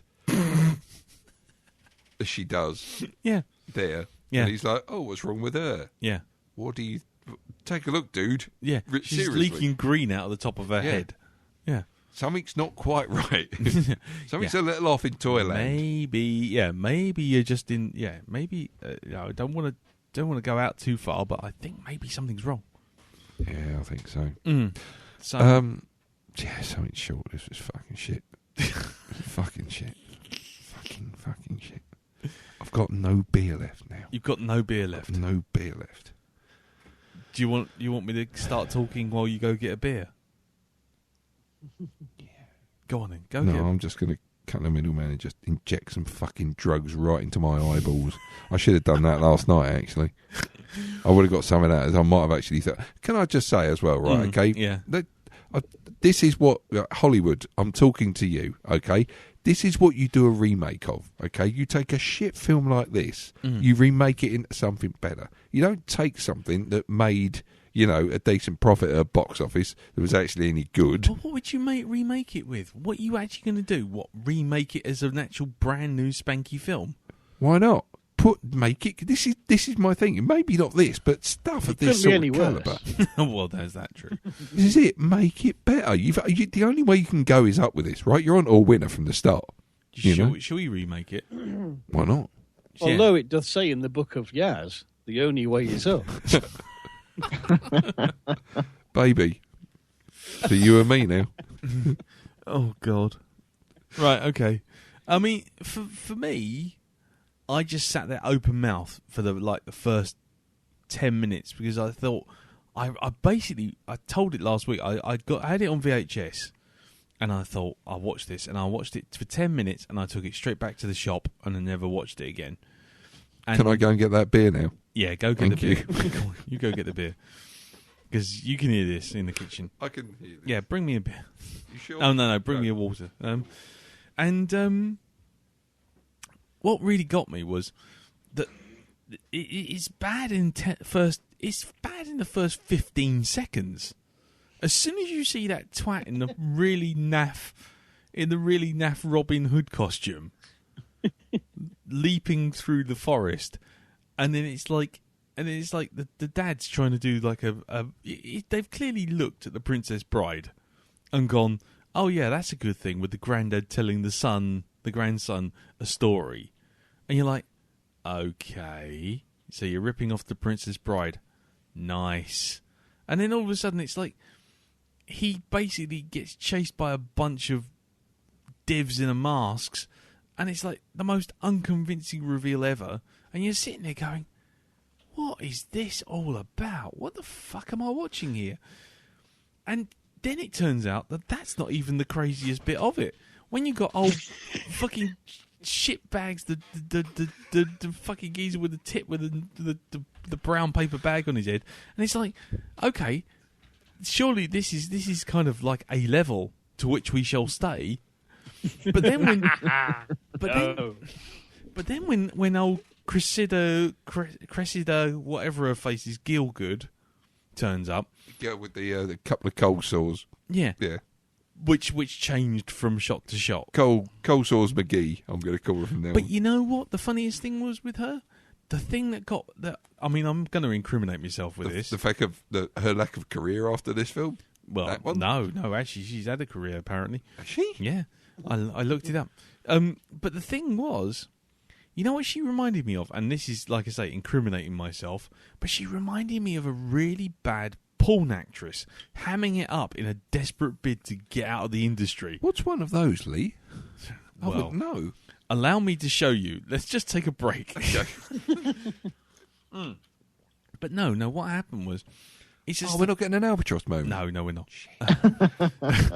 But this thing is, it's like when you see someone overacting that badly, you start to think, well, hang on, no one can be absolutely that willfully over the top.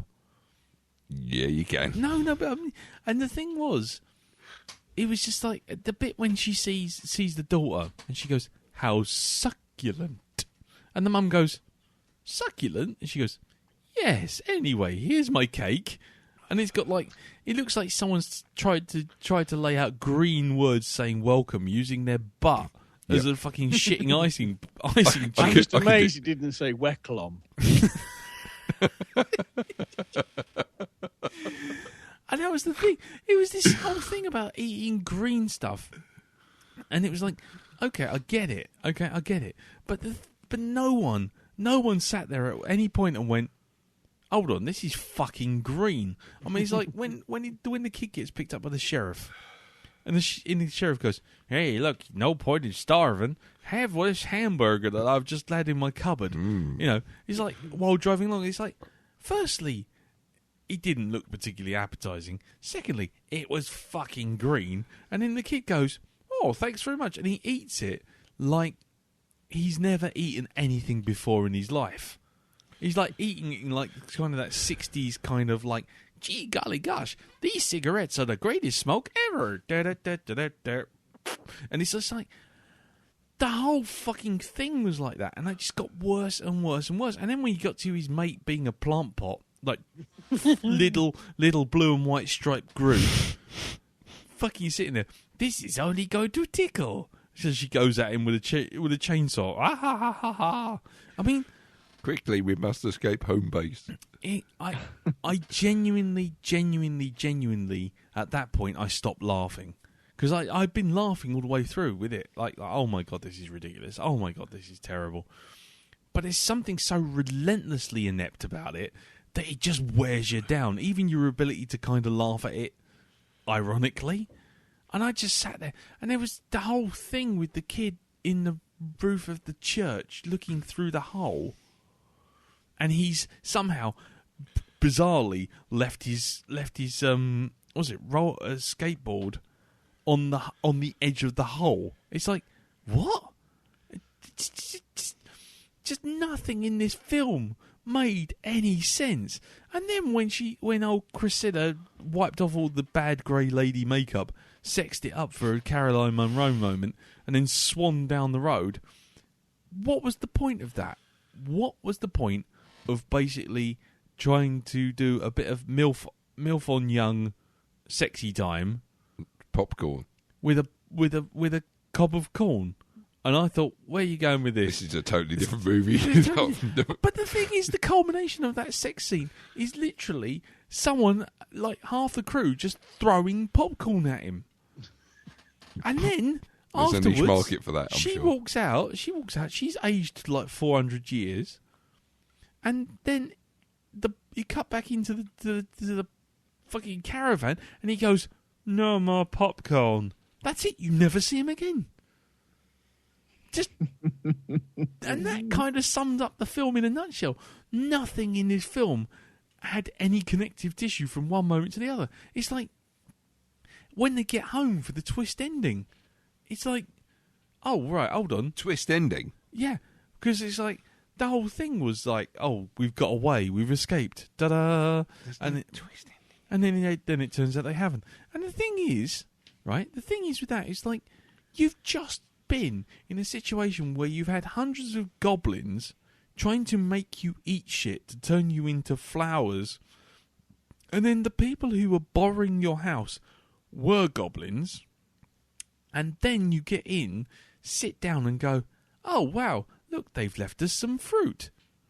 It's like, oh, my brain cannot handle the level of stupid I'm having to deal with here. It was literally like someone concentrated down the dumbest of all dumb things. They literally boiled down to concentrated fuckwittery and just literally injected it straight into the base of my skull.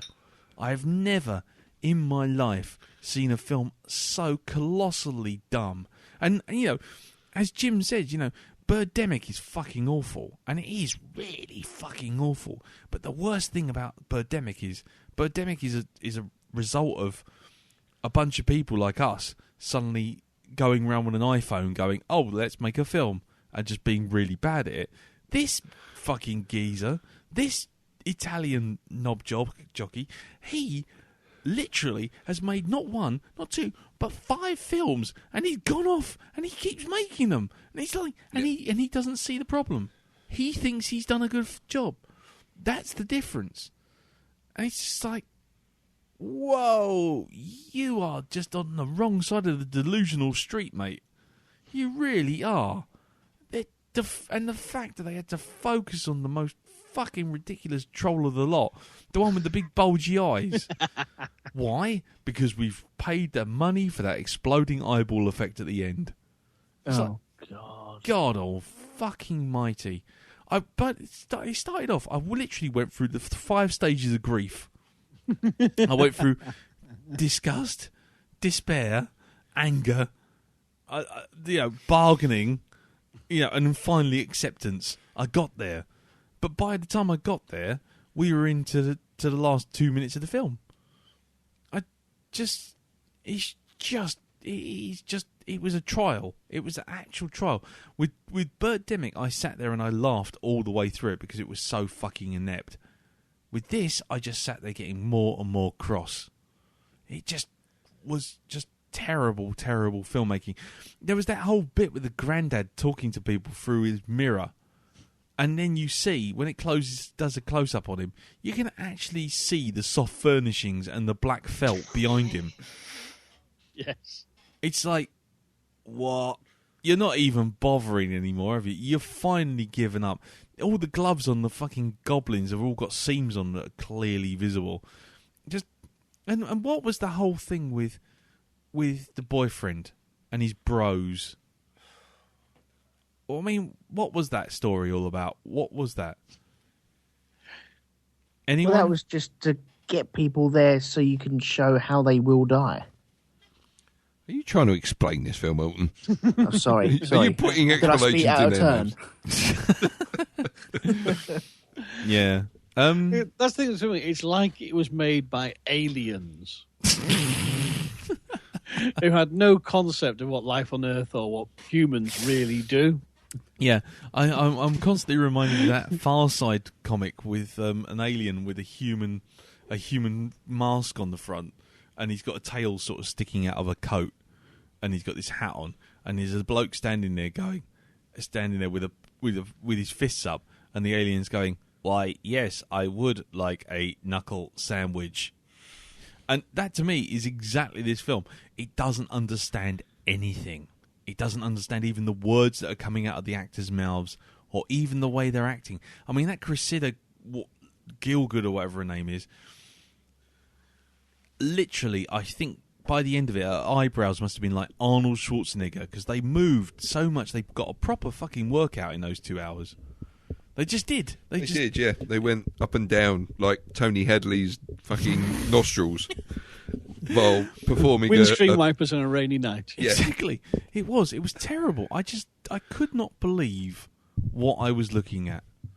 And the whole thing with, if we just wish really hard by this polystyrene stone block. There's no place like Stonehenge. Yeah. There's no place like Stonehenge. Because Stonehenge does happen. You have got Stonehenge in America, haven't you, everyone? No, of course not.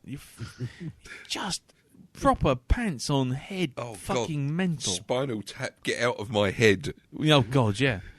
It was. The hinge. Yeah. Yeah, unfortunately, we got the got inches converted to feet. And, it's now only 6 inches tall. I mean, I just don't even know where to begin with this film. I don't even know where to start. All I know is I have been rendered speechless by precisely how crap this film is. Because there is very little. I can't even get really across to sort of proper start swearing tirade at it, because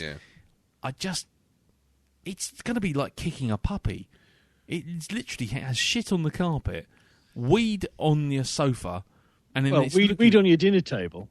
Yeah, weed on your dinner table. Don't piss on hospitality. Just out of interest, just round table moment, if I can interject. Sure. If you had been that kid's age and you'd pissed on the dinner table, would you guys, probably like me, still be grounded now, 40 years later? Quite likely. I think you'd probably be sectioned, actually. Yeah.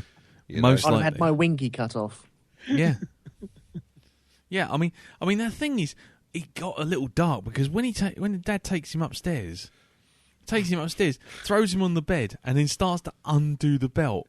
And he goes, "Oh God, and he goes, terrifying." And he goes, "Dad, what are you doing?" And he goes, "Just doing up my belt because I'm having to fast." Because and now you caught me doing this, so I'm going to pretend to do up my belt. Yeah, it was like, what the fuck is that? Seriously, where has that come from? That was disturbing, though. I thought that was going to go totally different avenue. Yeah, so did I. I just did not know where that was going next, and I thought, okay, just where are we going with that? It's just, exactly, and it was just, the whole thing was so totally and utterly fucking brain dead that it didn't understand even the implication of this kind of shit. And you just think, oh, right, okay, so you're just about to imply that Dad's about to do something really bad, and then you've just changed your mind. Okay, he's just doing up his belt because he's hungry, because that's the thing. He's fiddling with his belt because he's hungry. Oh, fuck my old boots. This is a fucking terrible film, but the problem is it is just a film where it's just so colossally terrible. There's nothing to actually just focus on. Do you find that? If films get so bad, so utterly awful, you find yourself in a position where you can't just like scream at it for missing a mark, because it's just missed all of them. I literally am just surprised that they managed to get film in the camera and petrol in that fucking SUV to get it into the forest. Yeah. And everything from the lack of human emotion to the terrible acting to the awful script to the absolutely fucking appalling special effects. I don't even know why we should even call them special effects. They're just effects. Because they were very special. Yeah. I mean, the fucking lightning was just a card with a light shone through it. I mean, really, that was it. It was a black card with a lightning strike cut out of it and someone shining a light through it.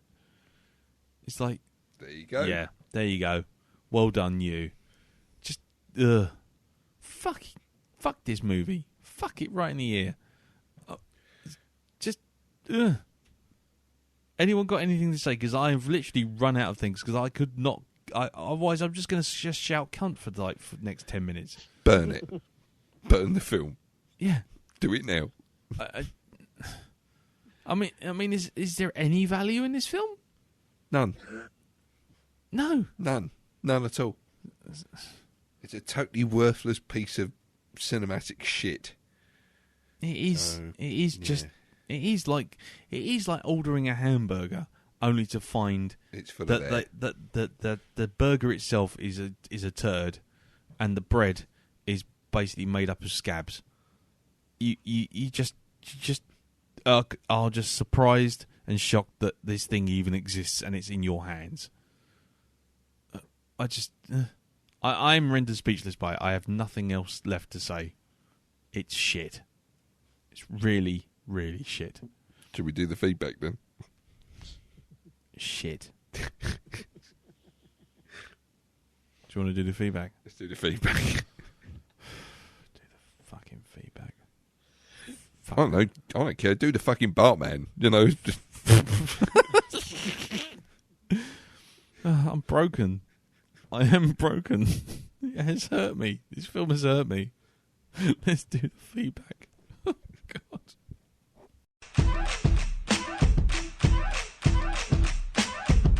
Now put your hands up, here online, doing real fine. We're doing our podcast thing.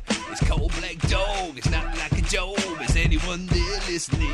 What do you think of our show? Let us know by MP3 or email. Just get it to us, it ain't no fuss. We'll even read your Twitter rings. Cause if you like us or you hate us, send some feedback in. Gotta geek upon to raise and put some feedback in. If you think my voice is sexy, put some feedback in. Man, we really like it if you put some feedback in.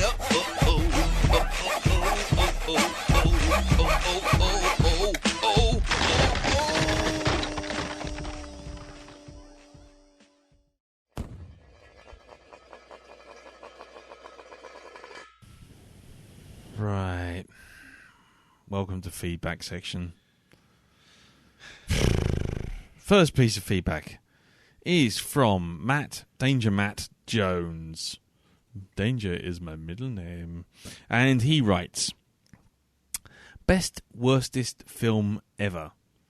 Hello again, gents. Well, here we are, slap bang in the middle of the shitty film territory again. I must have missed Troll 2 the first time round, but a few years ago I heard about the documentary The Best Worst Movie and its huge cult status, which got me interested. I managed to pick up said documentary on DVD as well as a double pack of both the original Troll and Troll 2, which are, of course, completely unrelated films. There's no trolls in Troll 2 whatsoever. There are plenty of kids dressed up in sacks and blatantly rubber goblin masks, but no trolls. This film deserves its reputation as one of the most awful films ever made. But it's an incredibly fun watch. Right. Oh dear. The cast is uniformly awful and it's hard to pick out the worst performers, but when the best actor in the film is a kid playing Joshua who isn't really that great, you know there are problems. The mother is particularly piss poor as the scenery-chomping Amdram disaster that is Deborah Reed as Credence, the Goblin Queen or whatever she was. What kind of accent was she even attempting? I have no fucking idea. I find it hard to criticise George Handy as the father. Having watched Best Worst Movie, he comes over as such a nice guy. But really, he's more wooden than those stupid pointy sticks the crappy goblins are always carrying. It's not surprising to find out that he was actually a dentist back in 1990 who went to the auditions and somehow got the part. God knows how shit the other actors auditioning must have been. Mr. Handy does have a piece of classic dialogue, though, when Joshua's ghostly grandpa freezes time, how exactly? I don't know, to stop his family eating the weird veggie green stuff. Rather than getting rid of all the evil food, what does he do? Why, he pisses on it all, of course. Presumably, he's also covered his family in piss, too. I know he's a kid, but seriously, what the fuck? Anyway, Dad rightly grabs him, carries him upstairs and utters the immortal line, "Hospitality? You can't piss on hospitality." The crappy signs that you have been left in the bedroom made me laugh too. What was that all about? And do these huge house swap things actually happen a lot in America? Tell you what, you come and stay in my shitty town and we'll come to yours. For this rewatch, I thought I'd treat my fellow Black Dogger, Ian McFadden, to a viewing of this cult classic, as he'd never seen it, and he pointed out not only that is the kid from the Goblin family in A Peaky Blinder, but the ranting preacher looks incredibly like Rory McGrath. He also agreed with me that the freaking big-eyed goblin is hilarious. We laughed every time it was on the screen, and we both wondered how being hit on the nuts turns you into a homo, and what the actual shitting Christ was that popcorn all about. There were several times Ian asked why things were happening, and my answer was the traditional Blackdog response of, shut up, that's why. It's a great bad movie to watch, especially after a large amount of alcohol, and, unlike the piece of shit that is Birdemic, I can see myself heading back to Neil Bog again and again. Well, I hope you all enjoyed it as much as I did. Speak to you soon, Danger Matt. Sent from my Winnebago, parked in deepest, darkest Neil Bog. Well, Matt, I hope you get the help you deserve. There are helplines for that. You can definitely get some drugs as well. I can recommend a good course of tablets. A good therapist, anything like that, because there's no fun to be had here. Seriously, there isn't. There's nothing fun in that. No. It's just Disturbia. Yeah, just Disturbia, especially if you're Elton. Because Elton got super disturbed by the lady doing push-ups. Anyway, Jim, over to you, sir. Who do you have? We have Doreen Kelly. Aha. Right. Subject line: iTunes classified Troll 2 as horror. I didn't know they rated on the acting. Nice, good. Well, hello, Eel, Nerad, et al. Or should that be Latte? Do. Well, this was an experience. It had put me off corn off the cob, and I don't like salty popcorn. Oh, nice. Ooh. Do you think Troll 2 was trying to start some sort of meat counter-reformation? Or perhaps it wanted us all to starve ourselves? Well done on scheduling Home Alone's twin at Easter. Joshua reminded me a bit of Kevin. His family have no emotions. Joshua doesn't get any empathy for his recurring grief dream because he should be over it now because Grandpa died 6 months ago. No one gets out the car with him when he needs to throw up or when he's sent to his room for something that wasn't his fault. Oh, and then that scream near the end. But Macaulay Culkin managed to do the scream so much better. The scariest part of the film was when the dad, kids, and Elliot arrive back and the mum asks, Elliot, what are you doing here? And the daughter replies, Mum, Elliot is part of the family now. What the heck happened on that car trip? With her father and the wee brother in the car too. Yeah. And did they get Winston, Mr. Owl, or perhaps even Mr. Crow in to write the script? When the dialogue wasn't telling us the plot, the characters were referring to each other by relationship rather than name. Thanks, whoever read this out. You should get a medal. Some things probably work better written down than orally. Sorry. Thanks again, Doreen. Well, thank you very much for that, Doreen. Thank you, Jim. Yeah, that whole thing of Elliot's part of the family now. It's like, exactly. What's that like? What the fuck is going on there? Oh God, I'm getting actually flashbacks now. I'm going to get this all the way through the feedback. It was like a couple of pages of the script that got stuck together. Yeah. And then skipped from page 7 to page 24. Just creepy. And also the dad's like, oh, we've just been attacked by a bunch of goblins. We're driving back to the house. Yep. He sees Elliot. He pulls over to get Elliot. And then he goes, right, okay, well, you can either stay here with your friends or you can come with us and join us at the table. He's like, I see what? What? Yeah. What about your mates who are probably in immense danger now, given that you've just been chased out of the town by the Nilbog goblins? Oh, fuck them guys. We're off. But come and sit at the table with me and my daughter. And then look on their faces when all the goblins are standing around trying to make them eat the food.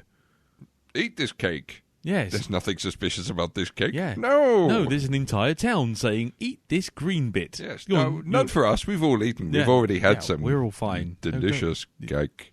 But there's that horrible shot where they have the camera behind the cake and the camera follows the cake to the family. Mm. It's an awkward moment, isn't it? It's just been there. Yeah, it's Yeah, it's like being in Anne's house and she gets out that dodgy old sort of fruitcake. Exactly. Oh, No. I've still got some Christmas cake. Yeah. It's August. Shitting through the eye of a needle for a And week. she takes it out and she puts it on the table with her. It's got more roughage than the entire fucking box of Kellogg's All Brand. You can kill a man by dropping it out of a building, of a window. Yeah. It's a Hadron Collider cake. You certainly get Yeah. mass from it. Can I ask a question, Elton? Mm? Have you seen Peter Jackson's Bad Taste? No. Interesting. Because Bad Taste is like Troll, But better. but funnier Okay. And meant to be funny. and meant to be funny. And I'm just wondering, because it may be that if we do that, you might have the same queasy vibe. I'm just wondering. It's just a weird thing to Interesting. bear in mind. No, I haven't seen it. I have been lent it, but I haven't got around to watching it. So I think I might save it just in case. Yeah. Okay, save it because we will do it. We keep putting it off on the docket, but we might do it for the horror. Anyway, right. Well, now we move on to you, Elton. Okay. Who do you have next? Cole the Bastard Hurley. Cole the Bastard Hurley. Okay. And subject is overplayed meme here. Yep. Hey, Black Doggers. This was the first time watch for me. I was going in expecting a cheesy 1990s movie about goblins in shitty costumes. What I got was, well, a cheesy 1990s movie about arsehole vegetarian goblins in shitty costumes and a confusing magic system. Troll 2 was an experience, start to finish. I won't lie. I enjoyed watching it. What? Just let that soak in. I'm sorry, it doesn't compute. What the fuck? You I enjoyed shall it? continue. Is it a massive turd? Absolutely.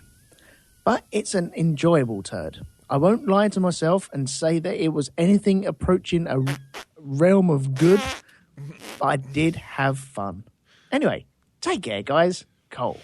What were you doing when you were having fun? Because you weren't watching the bloody film, was it? Which film did he watch? Was it Die Hard? Or something. I mean, wow. Just proving once again horses for courses. You know, I don't know. I mean, I've said it before. I've said it again. Sometimes, for a lot of the time, I don't get the so bad it's good thing. But wow, I mean, well, there you go. Well done, Cole. I'm glad you liked it.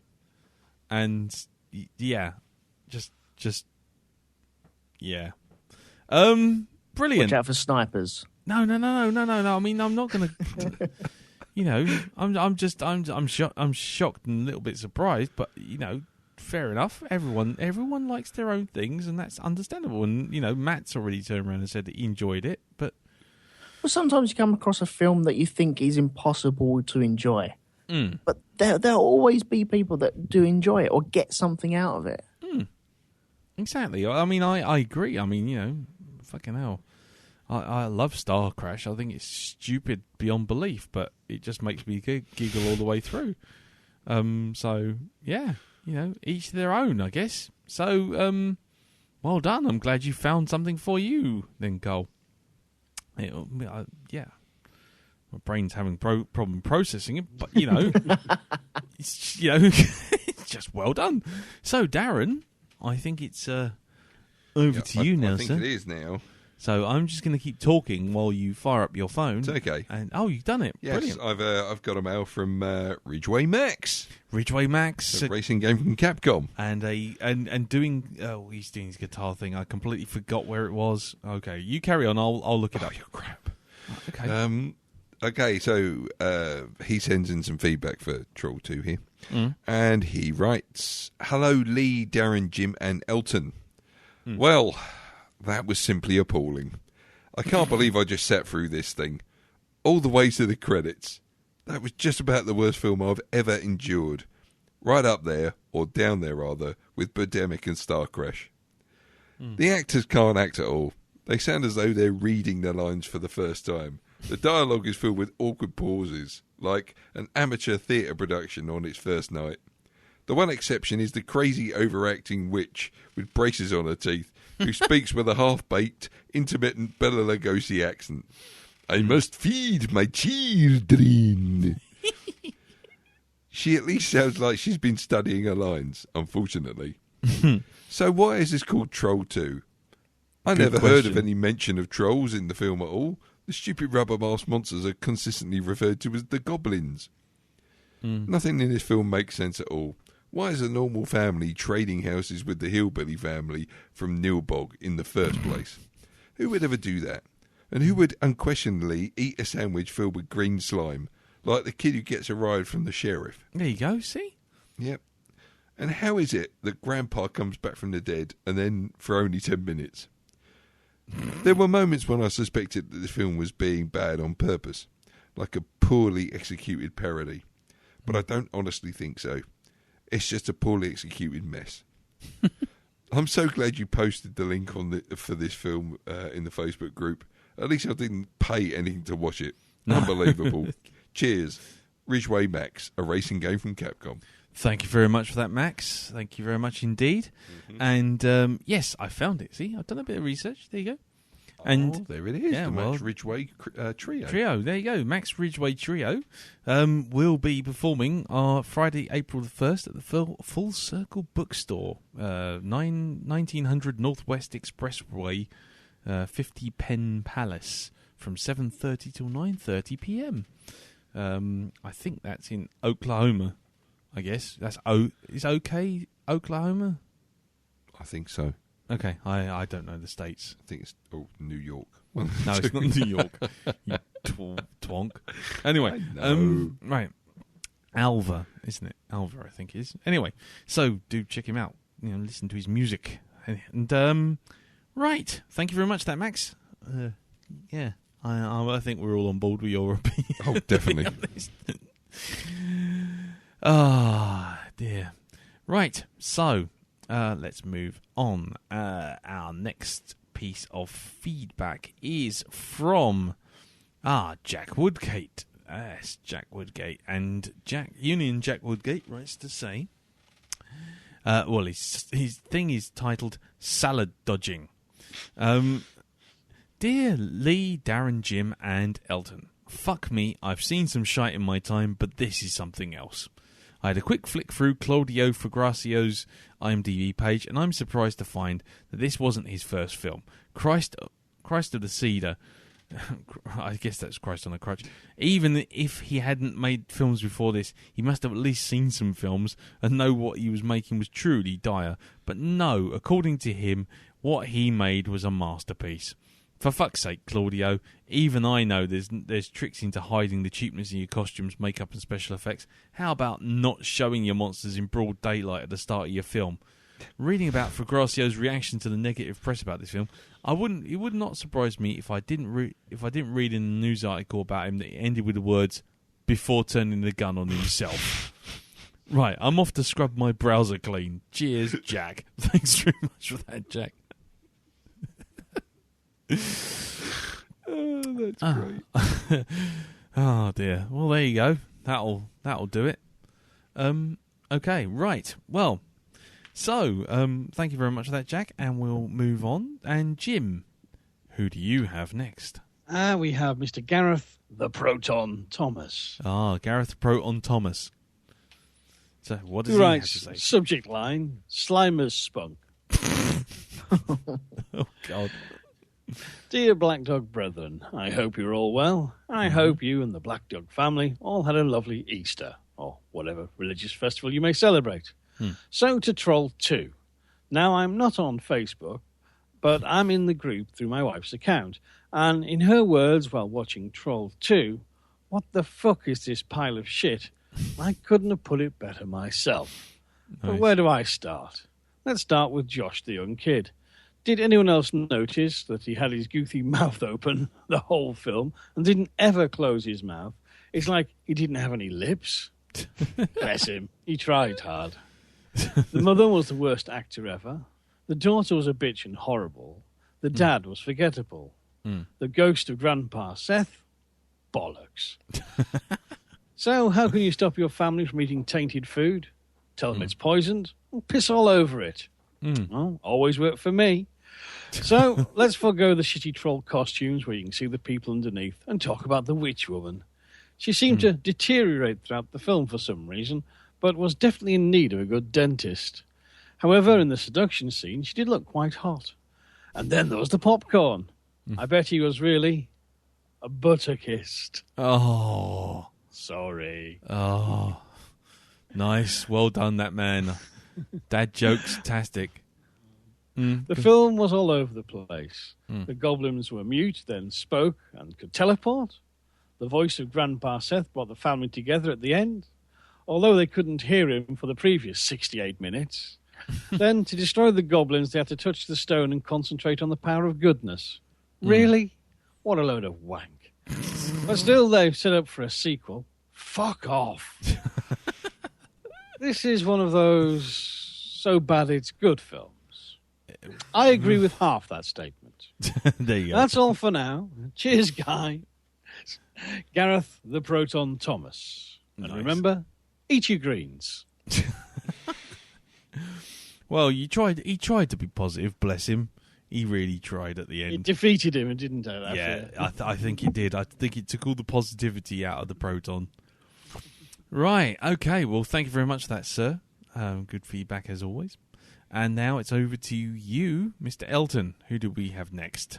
Right, we have his Lord Justice himself, Mr. Chris Johnson. From the Whittlers for the Defence.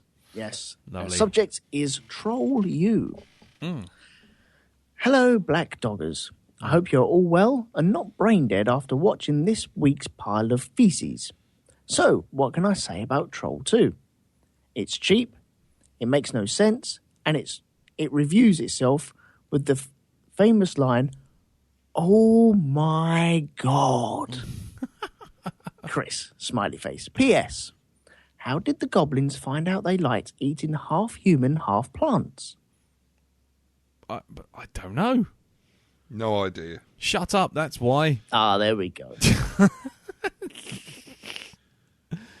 Oh, well, there you go. Thanks very much for that, Chris. Yeah, I think we're all on the same boat, aren't we? Really? I think so, yeah. I think so. Okay, well, we'll carry on then. Thanks very much for that, Chris. And over to you, Mr. Barnard. Your second piece of feedback. Just calling it up right now. Here we go. And this one is from the fiendish Dr. Will. Ah. And it's entitled Touch My Stone. Well, that was an experience. I knew of Troll 2 by reputation, but had never had reason or inclination to watch it. It goes without saying that it is truly a terrible film. The acting was worse than an amateur. Or the acting was worse than amateur, the scripting was baffling, and the effects were completely laughable. However, and this is entirely your fault, I cannot condemn this film because I've seen Birdemic. Troll 2 beats Birdemic in quite a number of ways. It actually has a coherent storyline. Yeah. Not good, not deep, and full of holes, but coherent. And I actually quite like the basic concept. There was actual editing. The plastic masks were a lot more convincing than the clip art. Well, that's true. And, most importantly, Troll 2 made me laugh. A lot. Just from its absolute ridiculousness and incompetence. Credence Leonore Gielgud, of ancient druid origins. What absolute delight. Was absolutely delightful, sorry. Her inept overacting kept me rolling in the aisles. And the sheriff was called Gene Freak. As an X-Men fan, that was hilarious. Yeah. The popcorn scene was incredible. I couldn't quite believe that I was actually watching someone just throw handfuls of popcorn onto the actors. I felt they had about as much understanding of Stonehenge as did the writers for Halloween Season of the Witch. It basically started and stopped at, hey, that place is old and sort of mystical. And just snowballs from there. In fact, the only part that really failed it for me was the bologna sandwich and the touching stone. Oh, and touching the stone, sorry. Oh, God, the bologna sandwich. Yeah, if I eat this sandwich, I've got impurities in my meat body. But then I said to myself, euphemism. And then I was laughing again. Reading the trivia on IMDb only made me laugh more. I particularly loved the script that was written in very bad English, and the director absolutely refused to let the actors change anything about it. Also, the fact that the shop owner wasn't actually acting. He was just on a break from a mental institution. So, I was quite happy with this in the end. Thank you. Till next time, Fiendish Dr. Will, sent from my padded soul. Do you know what? I have to say, I'm really quite surprised. I mean, the amount of people who are turning around and saying this is so bad it's good, when I just think it's so bad it's bad. So bad it's shit. Yeah, I know what you mean. Wow. I mean, well, you know what? I'm envious. I genuinely am, because, you know, I know the joy of seeing a really bad film that you can laugh at. Well, I'd love to see the world through your eyes. I really would. What a world we live in. Exactly. What a world. But yeah. Yeah. Anyway, well done, Dr. Will. Thank you very much. Yeah. Yeah. Moving on. Oh, dear. Well, my last piece of feedback is from Sean McGowan of the Question Podcast. Mm-hmm. And he's written in to say the following. Troll 2, Troll Harder. Hello, good sirs. Troll 2 is a work of greatness. It's not a great film. In fact, it's a complete mess, and quite possibly the worst film ever made. Hence the brilliant documentary about it called The Worst Best Worst Film, or Best Worst Movie. To love it is to appreciate bad cinema, and to see the love behind the attempt. If you're an aficionado of Ed Wood or Tommy Wiseau or the B movies of the 80s, you can't not love this film for being low budget, hire anyone off the street, nightmarishly poor special effects, and even more nightmarishly poor pieces of acting in this trash, and seeing this trash for what it is. This film is so awful that it's even painful to watch ironically. That is a level of greatness in bad cinema that is hard to reach. In summation, I love Troll 2, but only in the context of what it is, a well-intentioned but utterly unwatchable train wreck of a movie. Yours sincerely, Sean.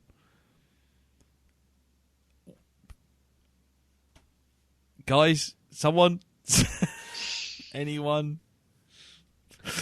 I mean, I think our silence speaks 1,000 words. I'm starting to feel like I've slipped through into Bizarro world. I really am. I didn't expect that many people to even appreciate it. This is Lee Metcalf. He runs a podcast. He gets feedback, and tonight he'll receive a piece of feedback from the Twilight Zone. I mean, it's Jim, you're an aficionado of So Bad It's Good. Let's be honest. Not really. Well, let's be honest. You've seen enough shit films to really put a scale on this thing. I mean, is there anything redeemable in it? Does it make you even laugh in an ironic fashion? The first time I watched it, I found it more amusing than the second time, because it is just kind of, I just can't believe I'm seeing this. Mm. Yeah, because it is off the planet inept. I mean, for me, I don't think it has a great rewatch value the way kind of a proper So Bad It's Good movie should. Mm. I mean, I think a kind of a So Bad It's Good movie should have probably a bit more to it. I mean, I think this film is probably a hoot to watch in an audience, or if you've got friends round. Yeah. But kind of, I think it's one of those kind of, it's probably too long to sustain its own joke just on your own, unless you're very, very drunk. Yeah. But you know, horses for courses. I mean, laughter is the only sane response to this kind of rubbish. So it doesn't surprise me so many black dogs actually had a quote unquote ironic good time, as it were. Watching it and just laughing at the inept lunacy that it serves up. So. Okay, well, I mean, because I was going to say, because now, ironically, you know what it has done? It's made me appreciate The Room more. Well, The Room looks amazingly competent after you watch Troll 2. I mean, this is my argument is it's so bad it's bad. It's an important benchmark for cinema going wrong. And, after watching it again today, I thought back to bad films. I thought Transformers 2. I thought, well, at least it was competent in some respects. Yeah, well, you couldn't. The Room is competent in some respects, and that's atrocious. But, at least he spent some money on it. Yeah, well, just the thing that lets that down is the story and the acting. Whereas this kind of runs the full gamut. It's not just story and acting; it's everything. It's like find me something that actually works. There's nothing, just nothing. But okay, I got nothing. See, with this, I think when you're struggling to make movies, people either end up making porn or horror, and they've gone for the horror in this, and yet it's so poorly done that there's no words for it. It's just so badly done, and they've got the cheapest actors and actresses in to do it. And yet they're not realising how badly they're acting. Unless they are, and they're just hamming it up. But I don't think that's happening. Nope. No. There's a complete lack of irony about the whole thing. It's just... It reminds me of those sort of home store adverts that you see in on American home shopping channels where someone's standing outside their own camper van going, "Come to Jeff's camper van trailer park. I can sell you this wonderful camper van," and there's something on fire behind him because he's completely unaware of what he's doing, but he's spent the money on the camera hire and he can't film it again. It's that level of inept. It's just that level of colossally boneheaded. I mean, I just can't. I couldn't find myself laughing at it. I just tried and I started off with it, but it's a terrible film. But okay. Well, let's move on. But thank you again.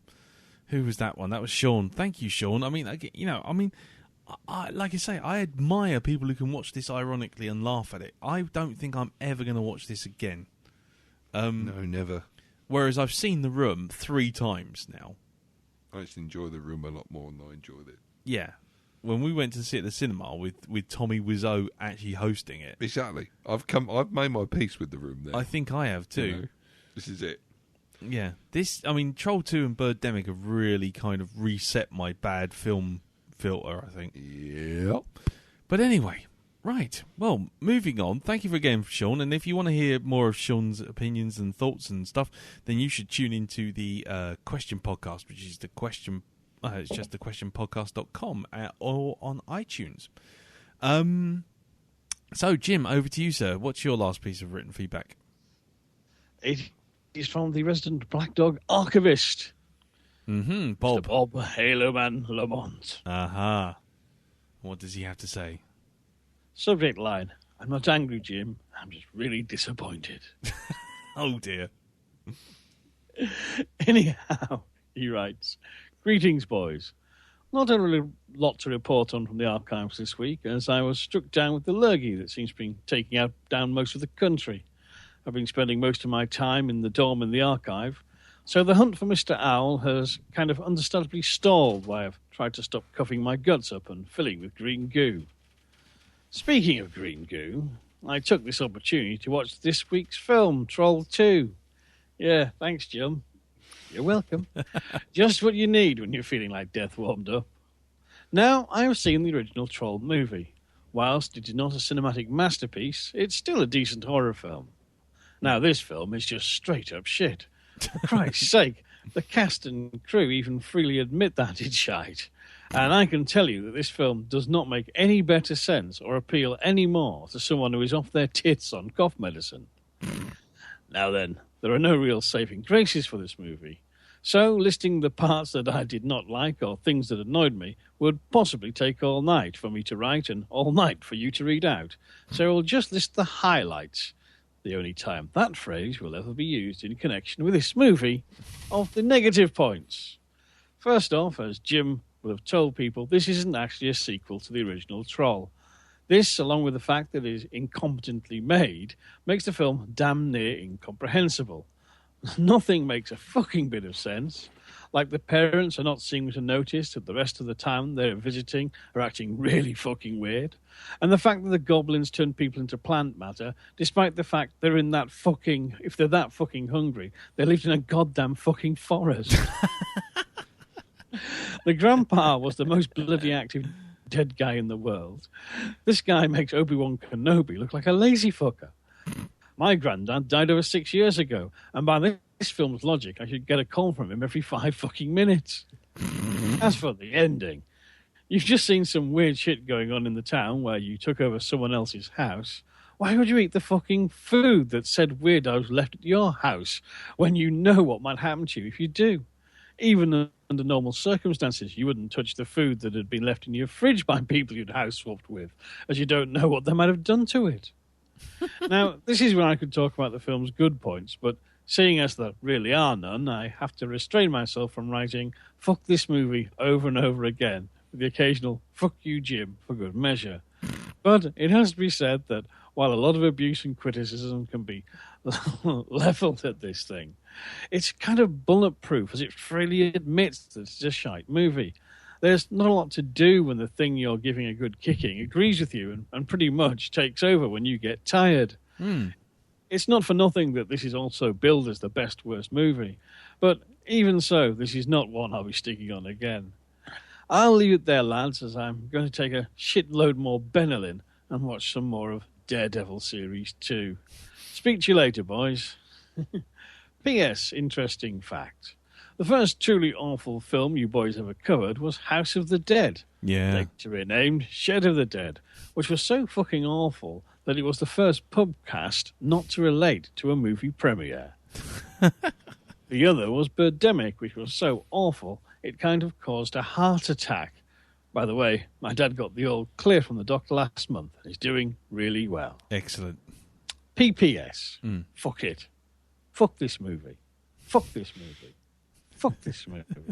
Fuck you, Jim. Oh dear. Well, there you go. That's something. Well, let's focus on the positives. Good news about your dad. That's the first thing. So thank you very much for that. I was trying to recall all the things you said in there.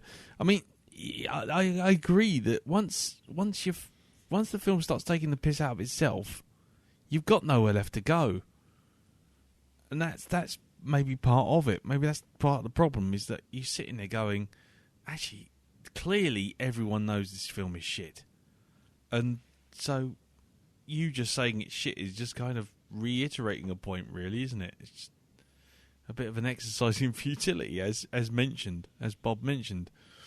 And anyway, yeah. Well, thank you very much for that, Bob. Yeah, Shed of the Dead. I don't think we'll ever go back to that again. But there you go. Right, well, thank you very much for that, Bob. And it's time to move on to the last piece of feedback from you, Elton. Who do you have next? Martin Thompson. Chaotic Neutral Thompson. And his subject is Go Away Monster. Dear sirs, film was shit. Cheers, Martin. Well, there you go. Short, sweet, to the point. Thanks very much for that, Martin. Yeah, can't argue with that, can you, really? Not really, no. Not really. Yeah, he brings up a fine point. Brings up an interesting point. So, that's that. So on to you, Darren. Yes. Hello. The microphone's up there. Yep. Oh, there you go. Hello. Sorry, I was just getting the thing all keyed up and ready to go. Cool. Right. Cool. Okay, so this mail. Last piece of written feedback. This mail is from young Gary Madden. Oh, Mr. Spock. Indeed. And it's subtitled, "Oh my God, this film sucks."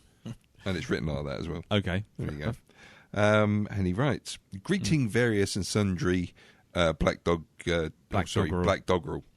Today I sent my plan to rescue Ensign Grey in motion by mugging a fryer. Yes, my mortal soul probably is in danger, but without the use of a replicator, I had to get creative. I waylaid the friar at a nearby crossroads and left him naked and bound in the forest while I set out on my mission. When I reached the town, I found its elders very receptive to letting me see their demonic intruder. He confessed to playing Peeping Tom, but when he told me about his fondness for livestock, well, I took my holy water sprinkler to him, and in spite of not being ordained, needless to say, he fled town shrieking. The only problem was when he made it to the time machine. The only problem was he made it to the time machine before I could catch him, leaving me stranded in the Bronze Age. Luckily, the village elders are disposed to taking me in. Hopefully, I can find a way back to my century. In the meantime, here's my review. I want to put I want to put for the theory that Troll 2 is actually a worse movie than Birdemic.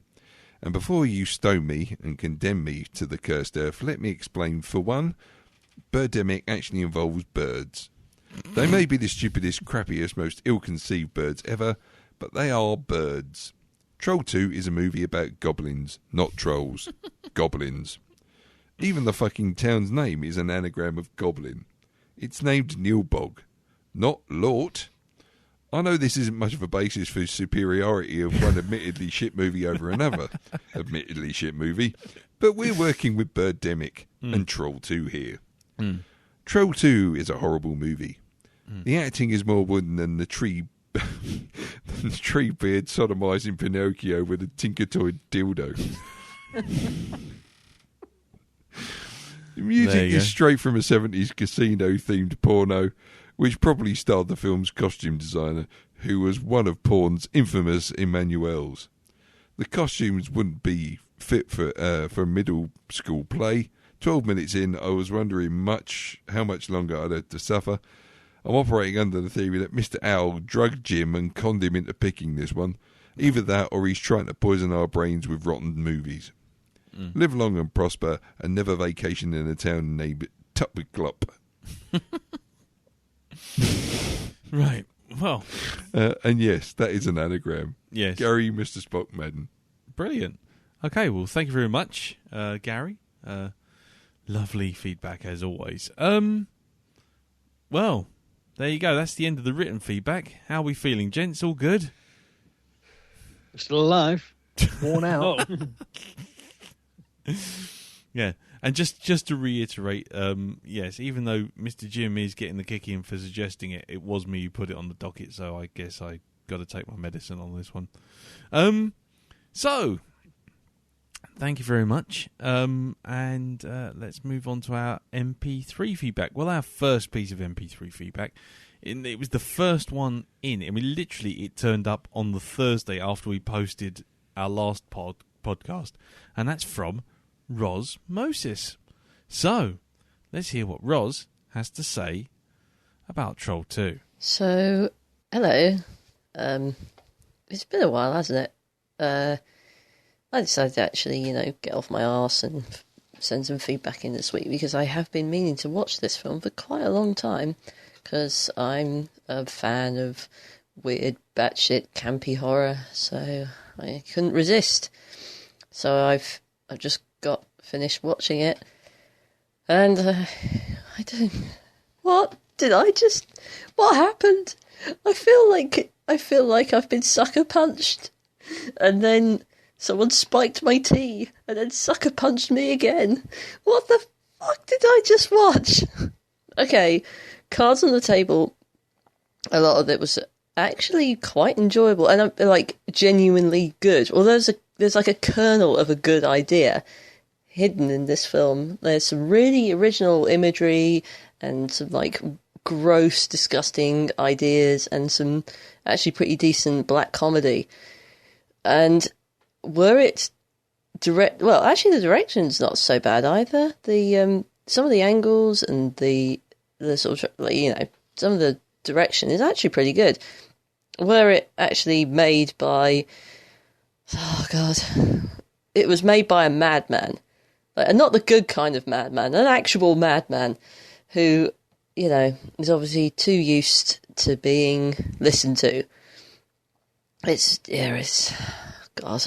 I've made some notes. No logic, none at all. Who wrote the dialogue? It's bright green. It has to be safe. Makeup effects, imagery pretty striking. The big problem is, of course, the trolls look like tacky Halloween decorations. That's a bit of a letdown if your central monster looks less convincing than the skeletons you can buy at the pound shop. Ghost Grandpa can stop time. Credence's house looks like an episode of The Crystal Maze. Oh, Credence is me after a couple of gin and tonics. Ha ha. Goddamn, this film is nuts, balls out crazy. Here, have some dry ice. This is actually gross and scary, but ruined by incompetent dialogue and acting. That will be the scene where, it's probably the most infamous scene in the whole thing. What? Drag me out quick. Oh yeah, the pot plant. That was some pretty good makeup effects, and the dream sequence at the beginning was some really good makeup effects as well. Not gonna lie, some of this is grossly ingenious. Leave, GTFO. What else have I written? Ooh, hot Credence. Is that you can leave your hat on? I mean, it can't be, because this film came out years before that song was released. But yeah, that sounded a lot like You Can Leave Your Hat On. What are you going to do with that corn on the cob? So what else have I written? Oh, God. Oh, God, the dialogue. Music sounds like Pat Benatar is going to start singing. It's not terrible, it's just not suited to this film. Opening narration, actually not bad. Concept, not terrible. Just the direction and production is handled by a madman with terrible acting, terrible dialogue. Maybe if it was directed by Del Toro. The kid's not a bad actor. He's probably the best in the cast, although that's not saying much, given that none of the adult actors can act worth a damn. Except the monster. They're all either wooden as hell or going completely off the reservation, so to speak. The lady who played Credence, she's having way too much fun. But yeah, that's probably who I'm going to be in about 10 years, I reckon. So that's all my notes. Yeah, so it's a movie that happened. I don't think I'm going to sleep well tonight. I just can't stop thinking about it. Oh, and oh, God, that happened. It all really happened in front of my eyes. So no wonder this film's considered a sort of a terror bad classic. But the thing is, it could have been good. There is an idea behind it that's not so bad. It's just, God damn. Right, okay. I'm gonna go to bed, and I'll see you guys. I'll speak to you guys another time. Bye. Bye. Wow. There you go. Just to prove that, everything to everyone. I mean, wow. Genuinely good. Genuinely good. That's a quote and everything. They could put that on the poster. Wow. Well, I'm glad I'm as speechless as you, Roz. I have to be honest. But you know what? Good on you. Like I said before, I'm genuinely jealous of people who can watch this film without just wanting to claw their own eyes out, throw themselves down the stairs in a gin-fueled haze. I have to agree. The young boy was the best actor out of everyone there. But that's not saying much, though, Elton. It's not saying a lot, actually. No. I mean, I've got a pencil here with a magnet on the end. I thought that was more an impressive special effect. Magnet? Awesome. Yeah, look, I don't lose it. Dow, look at this. Look at this pen. It's got a magnet on the end. Wow. Look, see? It just That's stands amazing. up. It's amazing. That is the best special effect I've seen in the last 48 hours. Anyway. I was just thinking the Green Man on the Pelican Crossings is a better effect than anything that was in Troll 2. Christ. Yeah. Though I tell you what, as something to aspire to, ending up like Credence in your sort of like later years, probably ain't a bad idea. I mean, if you got to go batshit crazy, I mean, go full in. Go both feet up. Just go down. Yeah, just go for it. Go for it. So Chalk your name on your boots and just dive. Just dive in. We'll find you later. I mean, so that's something to aspire to, Roz. So when it happens, do give us a call, because it'll be quite funny to sort of catch up with you and see how your Credence lifestyle's getting on. I might not bring any popcorn, mind you. I might just. Oh God! Before I dig myself a massive hole in an attempt to try and be funny and make a mistake of it, I shall move on. Thank you very much for that, Roz. Thank you for the feedback, as ever. And yes, sleep well. And now it's over to our next piece of feedback, which is the Orgs. Yes, Pete and Anne-Marie, who are still doing their wonderful podcast, The Broadcast, which you can find on geekplanetonline.com and also on iTunes. And let's hear what they have to say about Troll 2. Wow. What the ever-living fuck did we just watch? It's down there with The Room, basically, isn't it? It was... Words escape me. It was that bad. Yeah. It was fetid minge pimple pus, I think. Yeah. I mean, it starts with a hideous mismatch between the music and what you're seeing on screen. Yeah, so it starts with the music from an 80s buddy cop show. Yeah. But that's not what you're watching. No.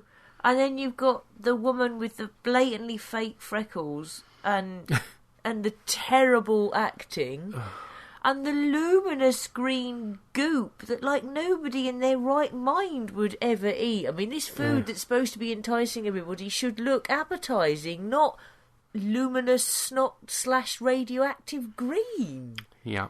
And then when, Peter in the story gets ill, somebody just pours green ink on his head. Yeah, which happens a few times throughout the movie. Oh, yeah. The trolls themselves, I mean, if you could do a film called Troll 2, you might at least try and produce a decent-looking troll or Instead two. of goblins. I mean, this hasn't got nothing to do with trolls. Yeah. The word troll is not used. Well, they're not once. even good goblins, though, are they? I mean, those masks are just The masks are awful. bought from a shop, aren't they? Yeah, they're just... And when the woman goes to Joshua, has been seeing Grandpa Seth, and saying... He's died, he's been dead for 6 months, you must forget him now, and this is the psychobabble the doctor said, or whatever. A, the dialogue is fucking diabolical, and B, her acting is incredibly wooden, and it's just... our dog has done better turds than this movie. I mean, it's just... Other highlights include... The Stonehenge magic stone of stoniness. Think about the cholesterol. Won't somebody think about the cholesterol? Yeah. And the manky goblin milk that's blatantly men's milk. The kid pissing on the food. And sing that song, you know the one. Row, row, row your fucking How does it go boat. again? Row, row, row. And then they all join in the wrong key and at the wrong speed. Yay! Oh, and the bloke who won't give up his sad mates. Are you trying to turn me into a homo? And just no. Just fuck off and die in a bucket of wasps. Oh. The worst moment is when Witchy McWitchface turns up in the Winnebago. Oh, the fucking sweet corn popcorn sex. The popcorn sex, and the music goes... for some reason, to this. What's the matter? Aren't you hungry?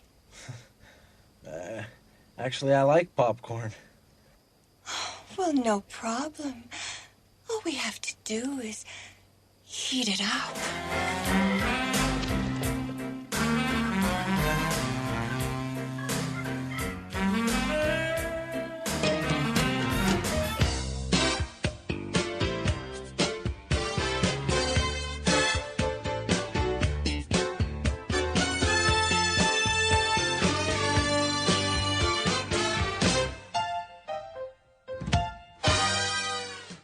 Well, thank you very much for that, guys. Yeah, that was a feedback. Yeah, I think you should die in a bucket of wasps. Is a good start. I tell you what, it just reminded me. The one thing I didn't bring up about Roz's feedback was, that was you can leave your hat on in that weird popcorn sex scene, wasn't it? I'm not. I don't think it was that, but it was very similar. No, it was. You can leave your hat on. I think because the original song was a lot older than from was it Full Monty, wasn't it? Anyone? Remember? I thought it was. Well, I thought it was older than that. Yeah, I thought it was a cover version that was used in Full Monty. So, well, maybe someone can inform us on the Blackdog Facebook group, which is facebook.com/groups/the Blackdog Podcast. In the meantime, 1972, Leave Your Hat On. There you go, Jim. There we go. See, so it was. There you go, Roz. It was. You can leave your hat on.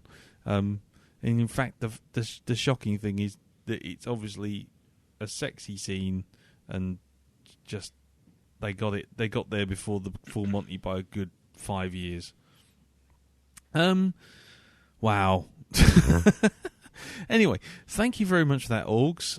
Thank you, Anne-Marie. Thank you, Pete. And yes, I think we've broken them, guys. But our work here is done. So we shall move on to our last piece of feedback, which of course is Drew and Tracy. Now, I'm sure they love this film. Hello, groovy dudes. What the fuck was that? I was kind of on the apprehension that this was Troll Hunters 2. Yes, Got I know. that fucking I know. wrong, didn't I? We knew that it wasn't when we listened Well, we to did. the I feedback. felt like a bit of a spud. And then I was like, time. all right, well, we'll give this a go. Within 10 seconds, we were like, what the fuck is this? It's just a B movie, isn't it? It's just No, a B this movie. is not a B movie. This is a Z movie. And then some. Fucking hell. Yeah. I just wrote in my book, what the fuck? Peter, the elf. Yeah. In the beginning, he had an elf hat on. Yeah. The goblin lady with the fake freckles. Yeah. Making him eat a snot custard tart.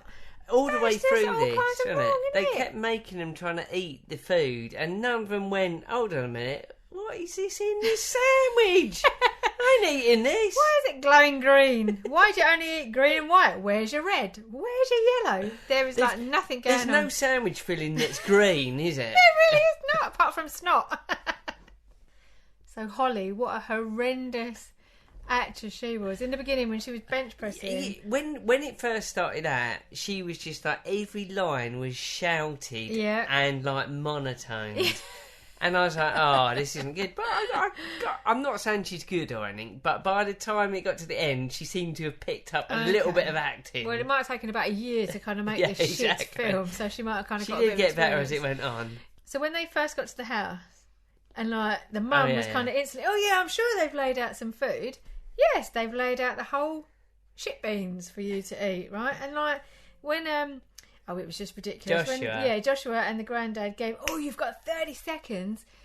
It was 3 seconds, wasn't it? No, it's 30 seconds, I think it's he 3, said. but Anyway, and like the daughter Holly looked like she was eating a raw corn on the cob with snot on top, right? Now, to be fair, if you've got 30 seconds or even 3 seconds to stop your family eating in front of you, you just pick up the tablecloth and throw it in the bin, don't you? You don't piss on everything for crying out loud. Yes, I thought he was going to grab it. That was just a bit crude. To be honest, puke on it. Don't piss on it. I think, let's put it this way, peeing on it would be the third thing I would do. First, well, throw it in the bin. Let's not go there. Oh, let's just stop that one right now. So Credence. She was alright. Which one was Credence? Credence was this is my house. Oh, the witch woman. Yeah. Oh, yeah. She was really weird. Yeah, I reckon this actress was kind of told to act strange, and then she kind of went for it. Was she the same woman, the same actress who played like the sexy woman? Yeah. It was the same woman. Was Yeah. it? Oh, okay. Well, How did you not get that? Well, because they looked completely different, didn't they? It was only Credence with and without chapstick, to be fair. And all the hair slicked back and then big glasses. And she wasn't grey. It was the same actress. I took it that it was the same actress. Yeah, fair enough. Yeah, where did all that popcorn come from? I don't know. So you and the Blackdog make me watch some hit. Fucking Nora. I was kind of willing to give this a go, but like 10 seconds in, I thought, this is going to be bollocks on a fucking Easter Sunday. What are you making me watch? And then an hour in, I said to you, we've been watching this. It's like 10 o'clock in the morning. And we hadn't. It felt like it. It felt like I've been watching this film all day. It was just bollocks. I even IMDb'd a couple of people when we was watching this film, and it's like... Just to get you through the film. They've done fuck all after this film because it's so shit. I think, like a lot of these films, it's just... It's terrible, and I'm not doing a U-turn. It's terrible, but I don't find it that offensive. A lot of the times we were really laughing. Because we was laughing at the film. But we was laughing not because there was any comedy in it. Goblin Staring McStareface. Oh, that one with the one that you can see the eyes on. Is just hilarious. We really looking, was isn't laughing at that, weren't we? So really. don't get me wrong. I'm saying I hope I never ever cross past this film again. No, believe me, we're never watching this again. I just like it was funny because it's so crap, really, and I wish I hadn't have seen it, but I didn't mind watching it. If we're gonna watch it to record some feedback and that, then we've done it now, and I'm happy. It's another one of them films where I just think, ow, my eyes! I can't believe I've seen this! But, let's just never fucking watch it again. I'm happy with that. Let's never watch it again. Leave it there. Okay. Thank you very much. Bye! Bye. Bye, bye, bye, bye, bye. Well, there you go. That wasn't the set of reactions I was kind of expecting, especially from Drew. It was like, it's a B movie. It's all right. A lot of people giving this movie the sort of like the slide, letting it go through there. And, give it a pass. I don't know. What the fuck is wrong with the world? I don't know. I think we're men out of time now. I think that's it. We've our time has passed. Yeah, Mama, we is all crazy now. Yeah, Mama, we is all crazy now. Right. Well, there you go. Thank you very much for that, guys. Don't worry, you are never going to have to watch that film again, ever. Nope. Ever. So, thank you very much for that. Thank you to everyone who sent in feedback for this piece of shit. And it's just down to us to tell you what next film to watch is. The next film we're going to watch is actually a documentary of the film we're going to watch afterwards. This film is available on Netflix, and basically I'm pretty sure that I'm the only one out of the four of us that's watched it. But I may be wrong. Certainly haven't. And this film is Lost Soul, The Doomed Journey of Richard Stanley's Island of Dr. Moreau. Now, you might think, what? Why are we watching this? Well, that's because the following week we will be watching The Island of Dr. Moreau, the Richard Stanley version. But this documentary, pretty much like the Best Worst Movie, is one of those things where you just sit there and you go, oh my God, I cannot believe the shit this guy went through to make a movie. And I think we should watch this before we watch this terrible, terrible version of The Island of Dr. Moreau. So, yes, do check it out. It's on Netflix. It is available on Netflix. I think it's also on Amazon Prime. And I think it's probably even on YouTube, if I'm honest. That is Lost Soul, The Doomed Journey of Richard Stanley's Island of Dr. Moreau. It's on Netflix. Yeah, it is on Netflix. And like I say, check it out. Send in your feedback. But, even if you don't send in your feedback, just watch it, because the week after, we are doing Richard Stanley's The Island of Dr. Moreau, because that is proper car crash filming. So, does the documentary give anything away in like a big way?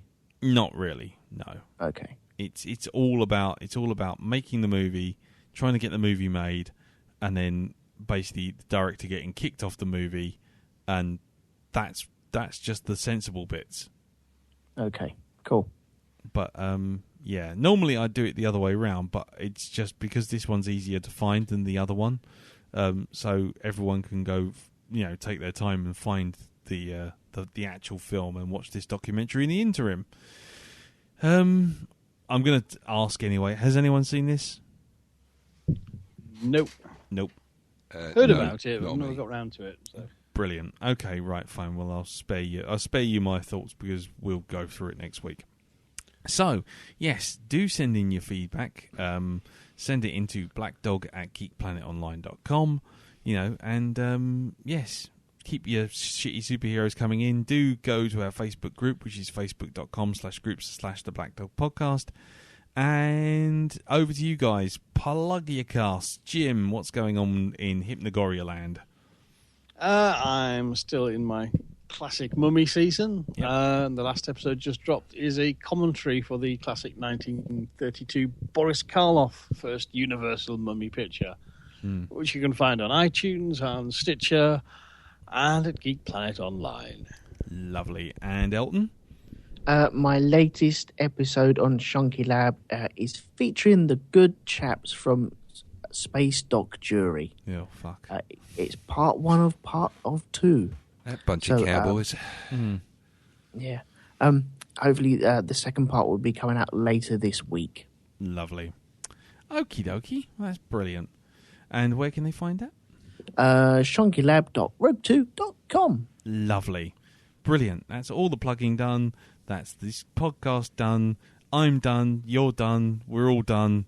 Let's just get the fuck out of Dodge because I don't want to talk about this film anymore. So, just to say again, thank you everyone. Thank you for listening.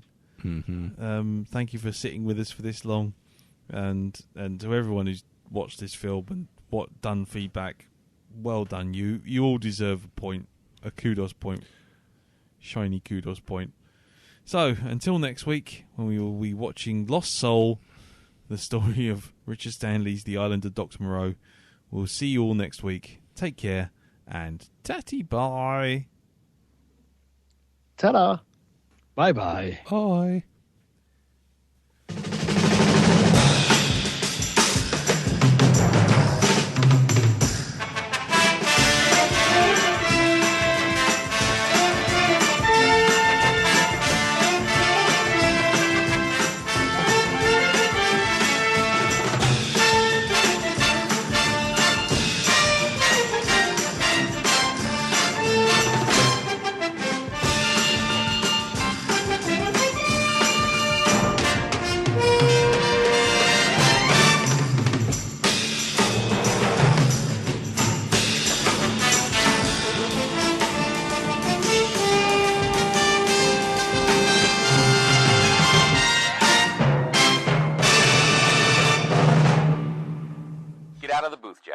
No, I like it in here.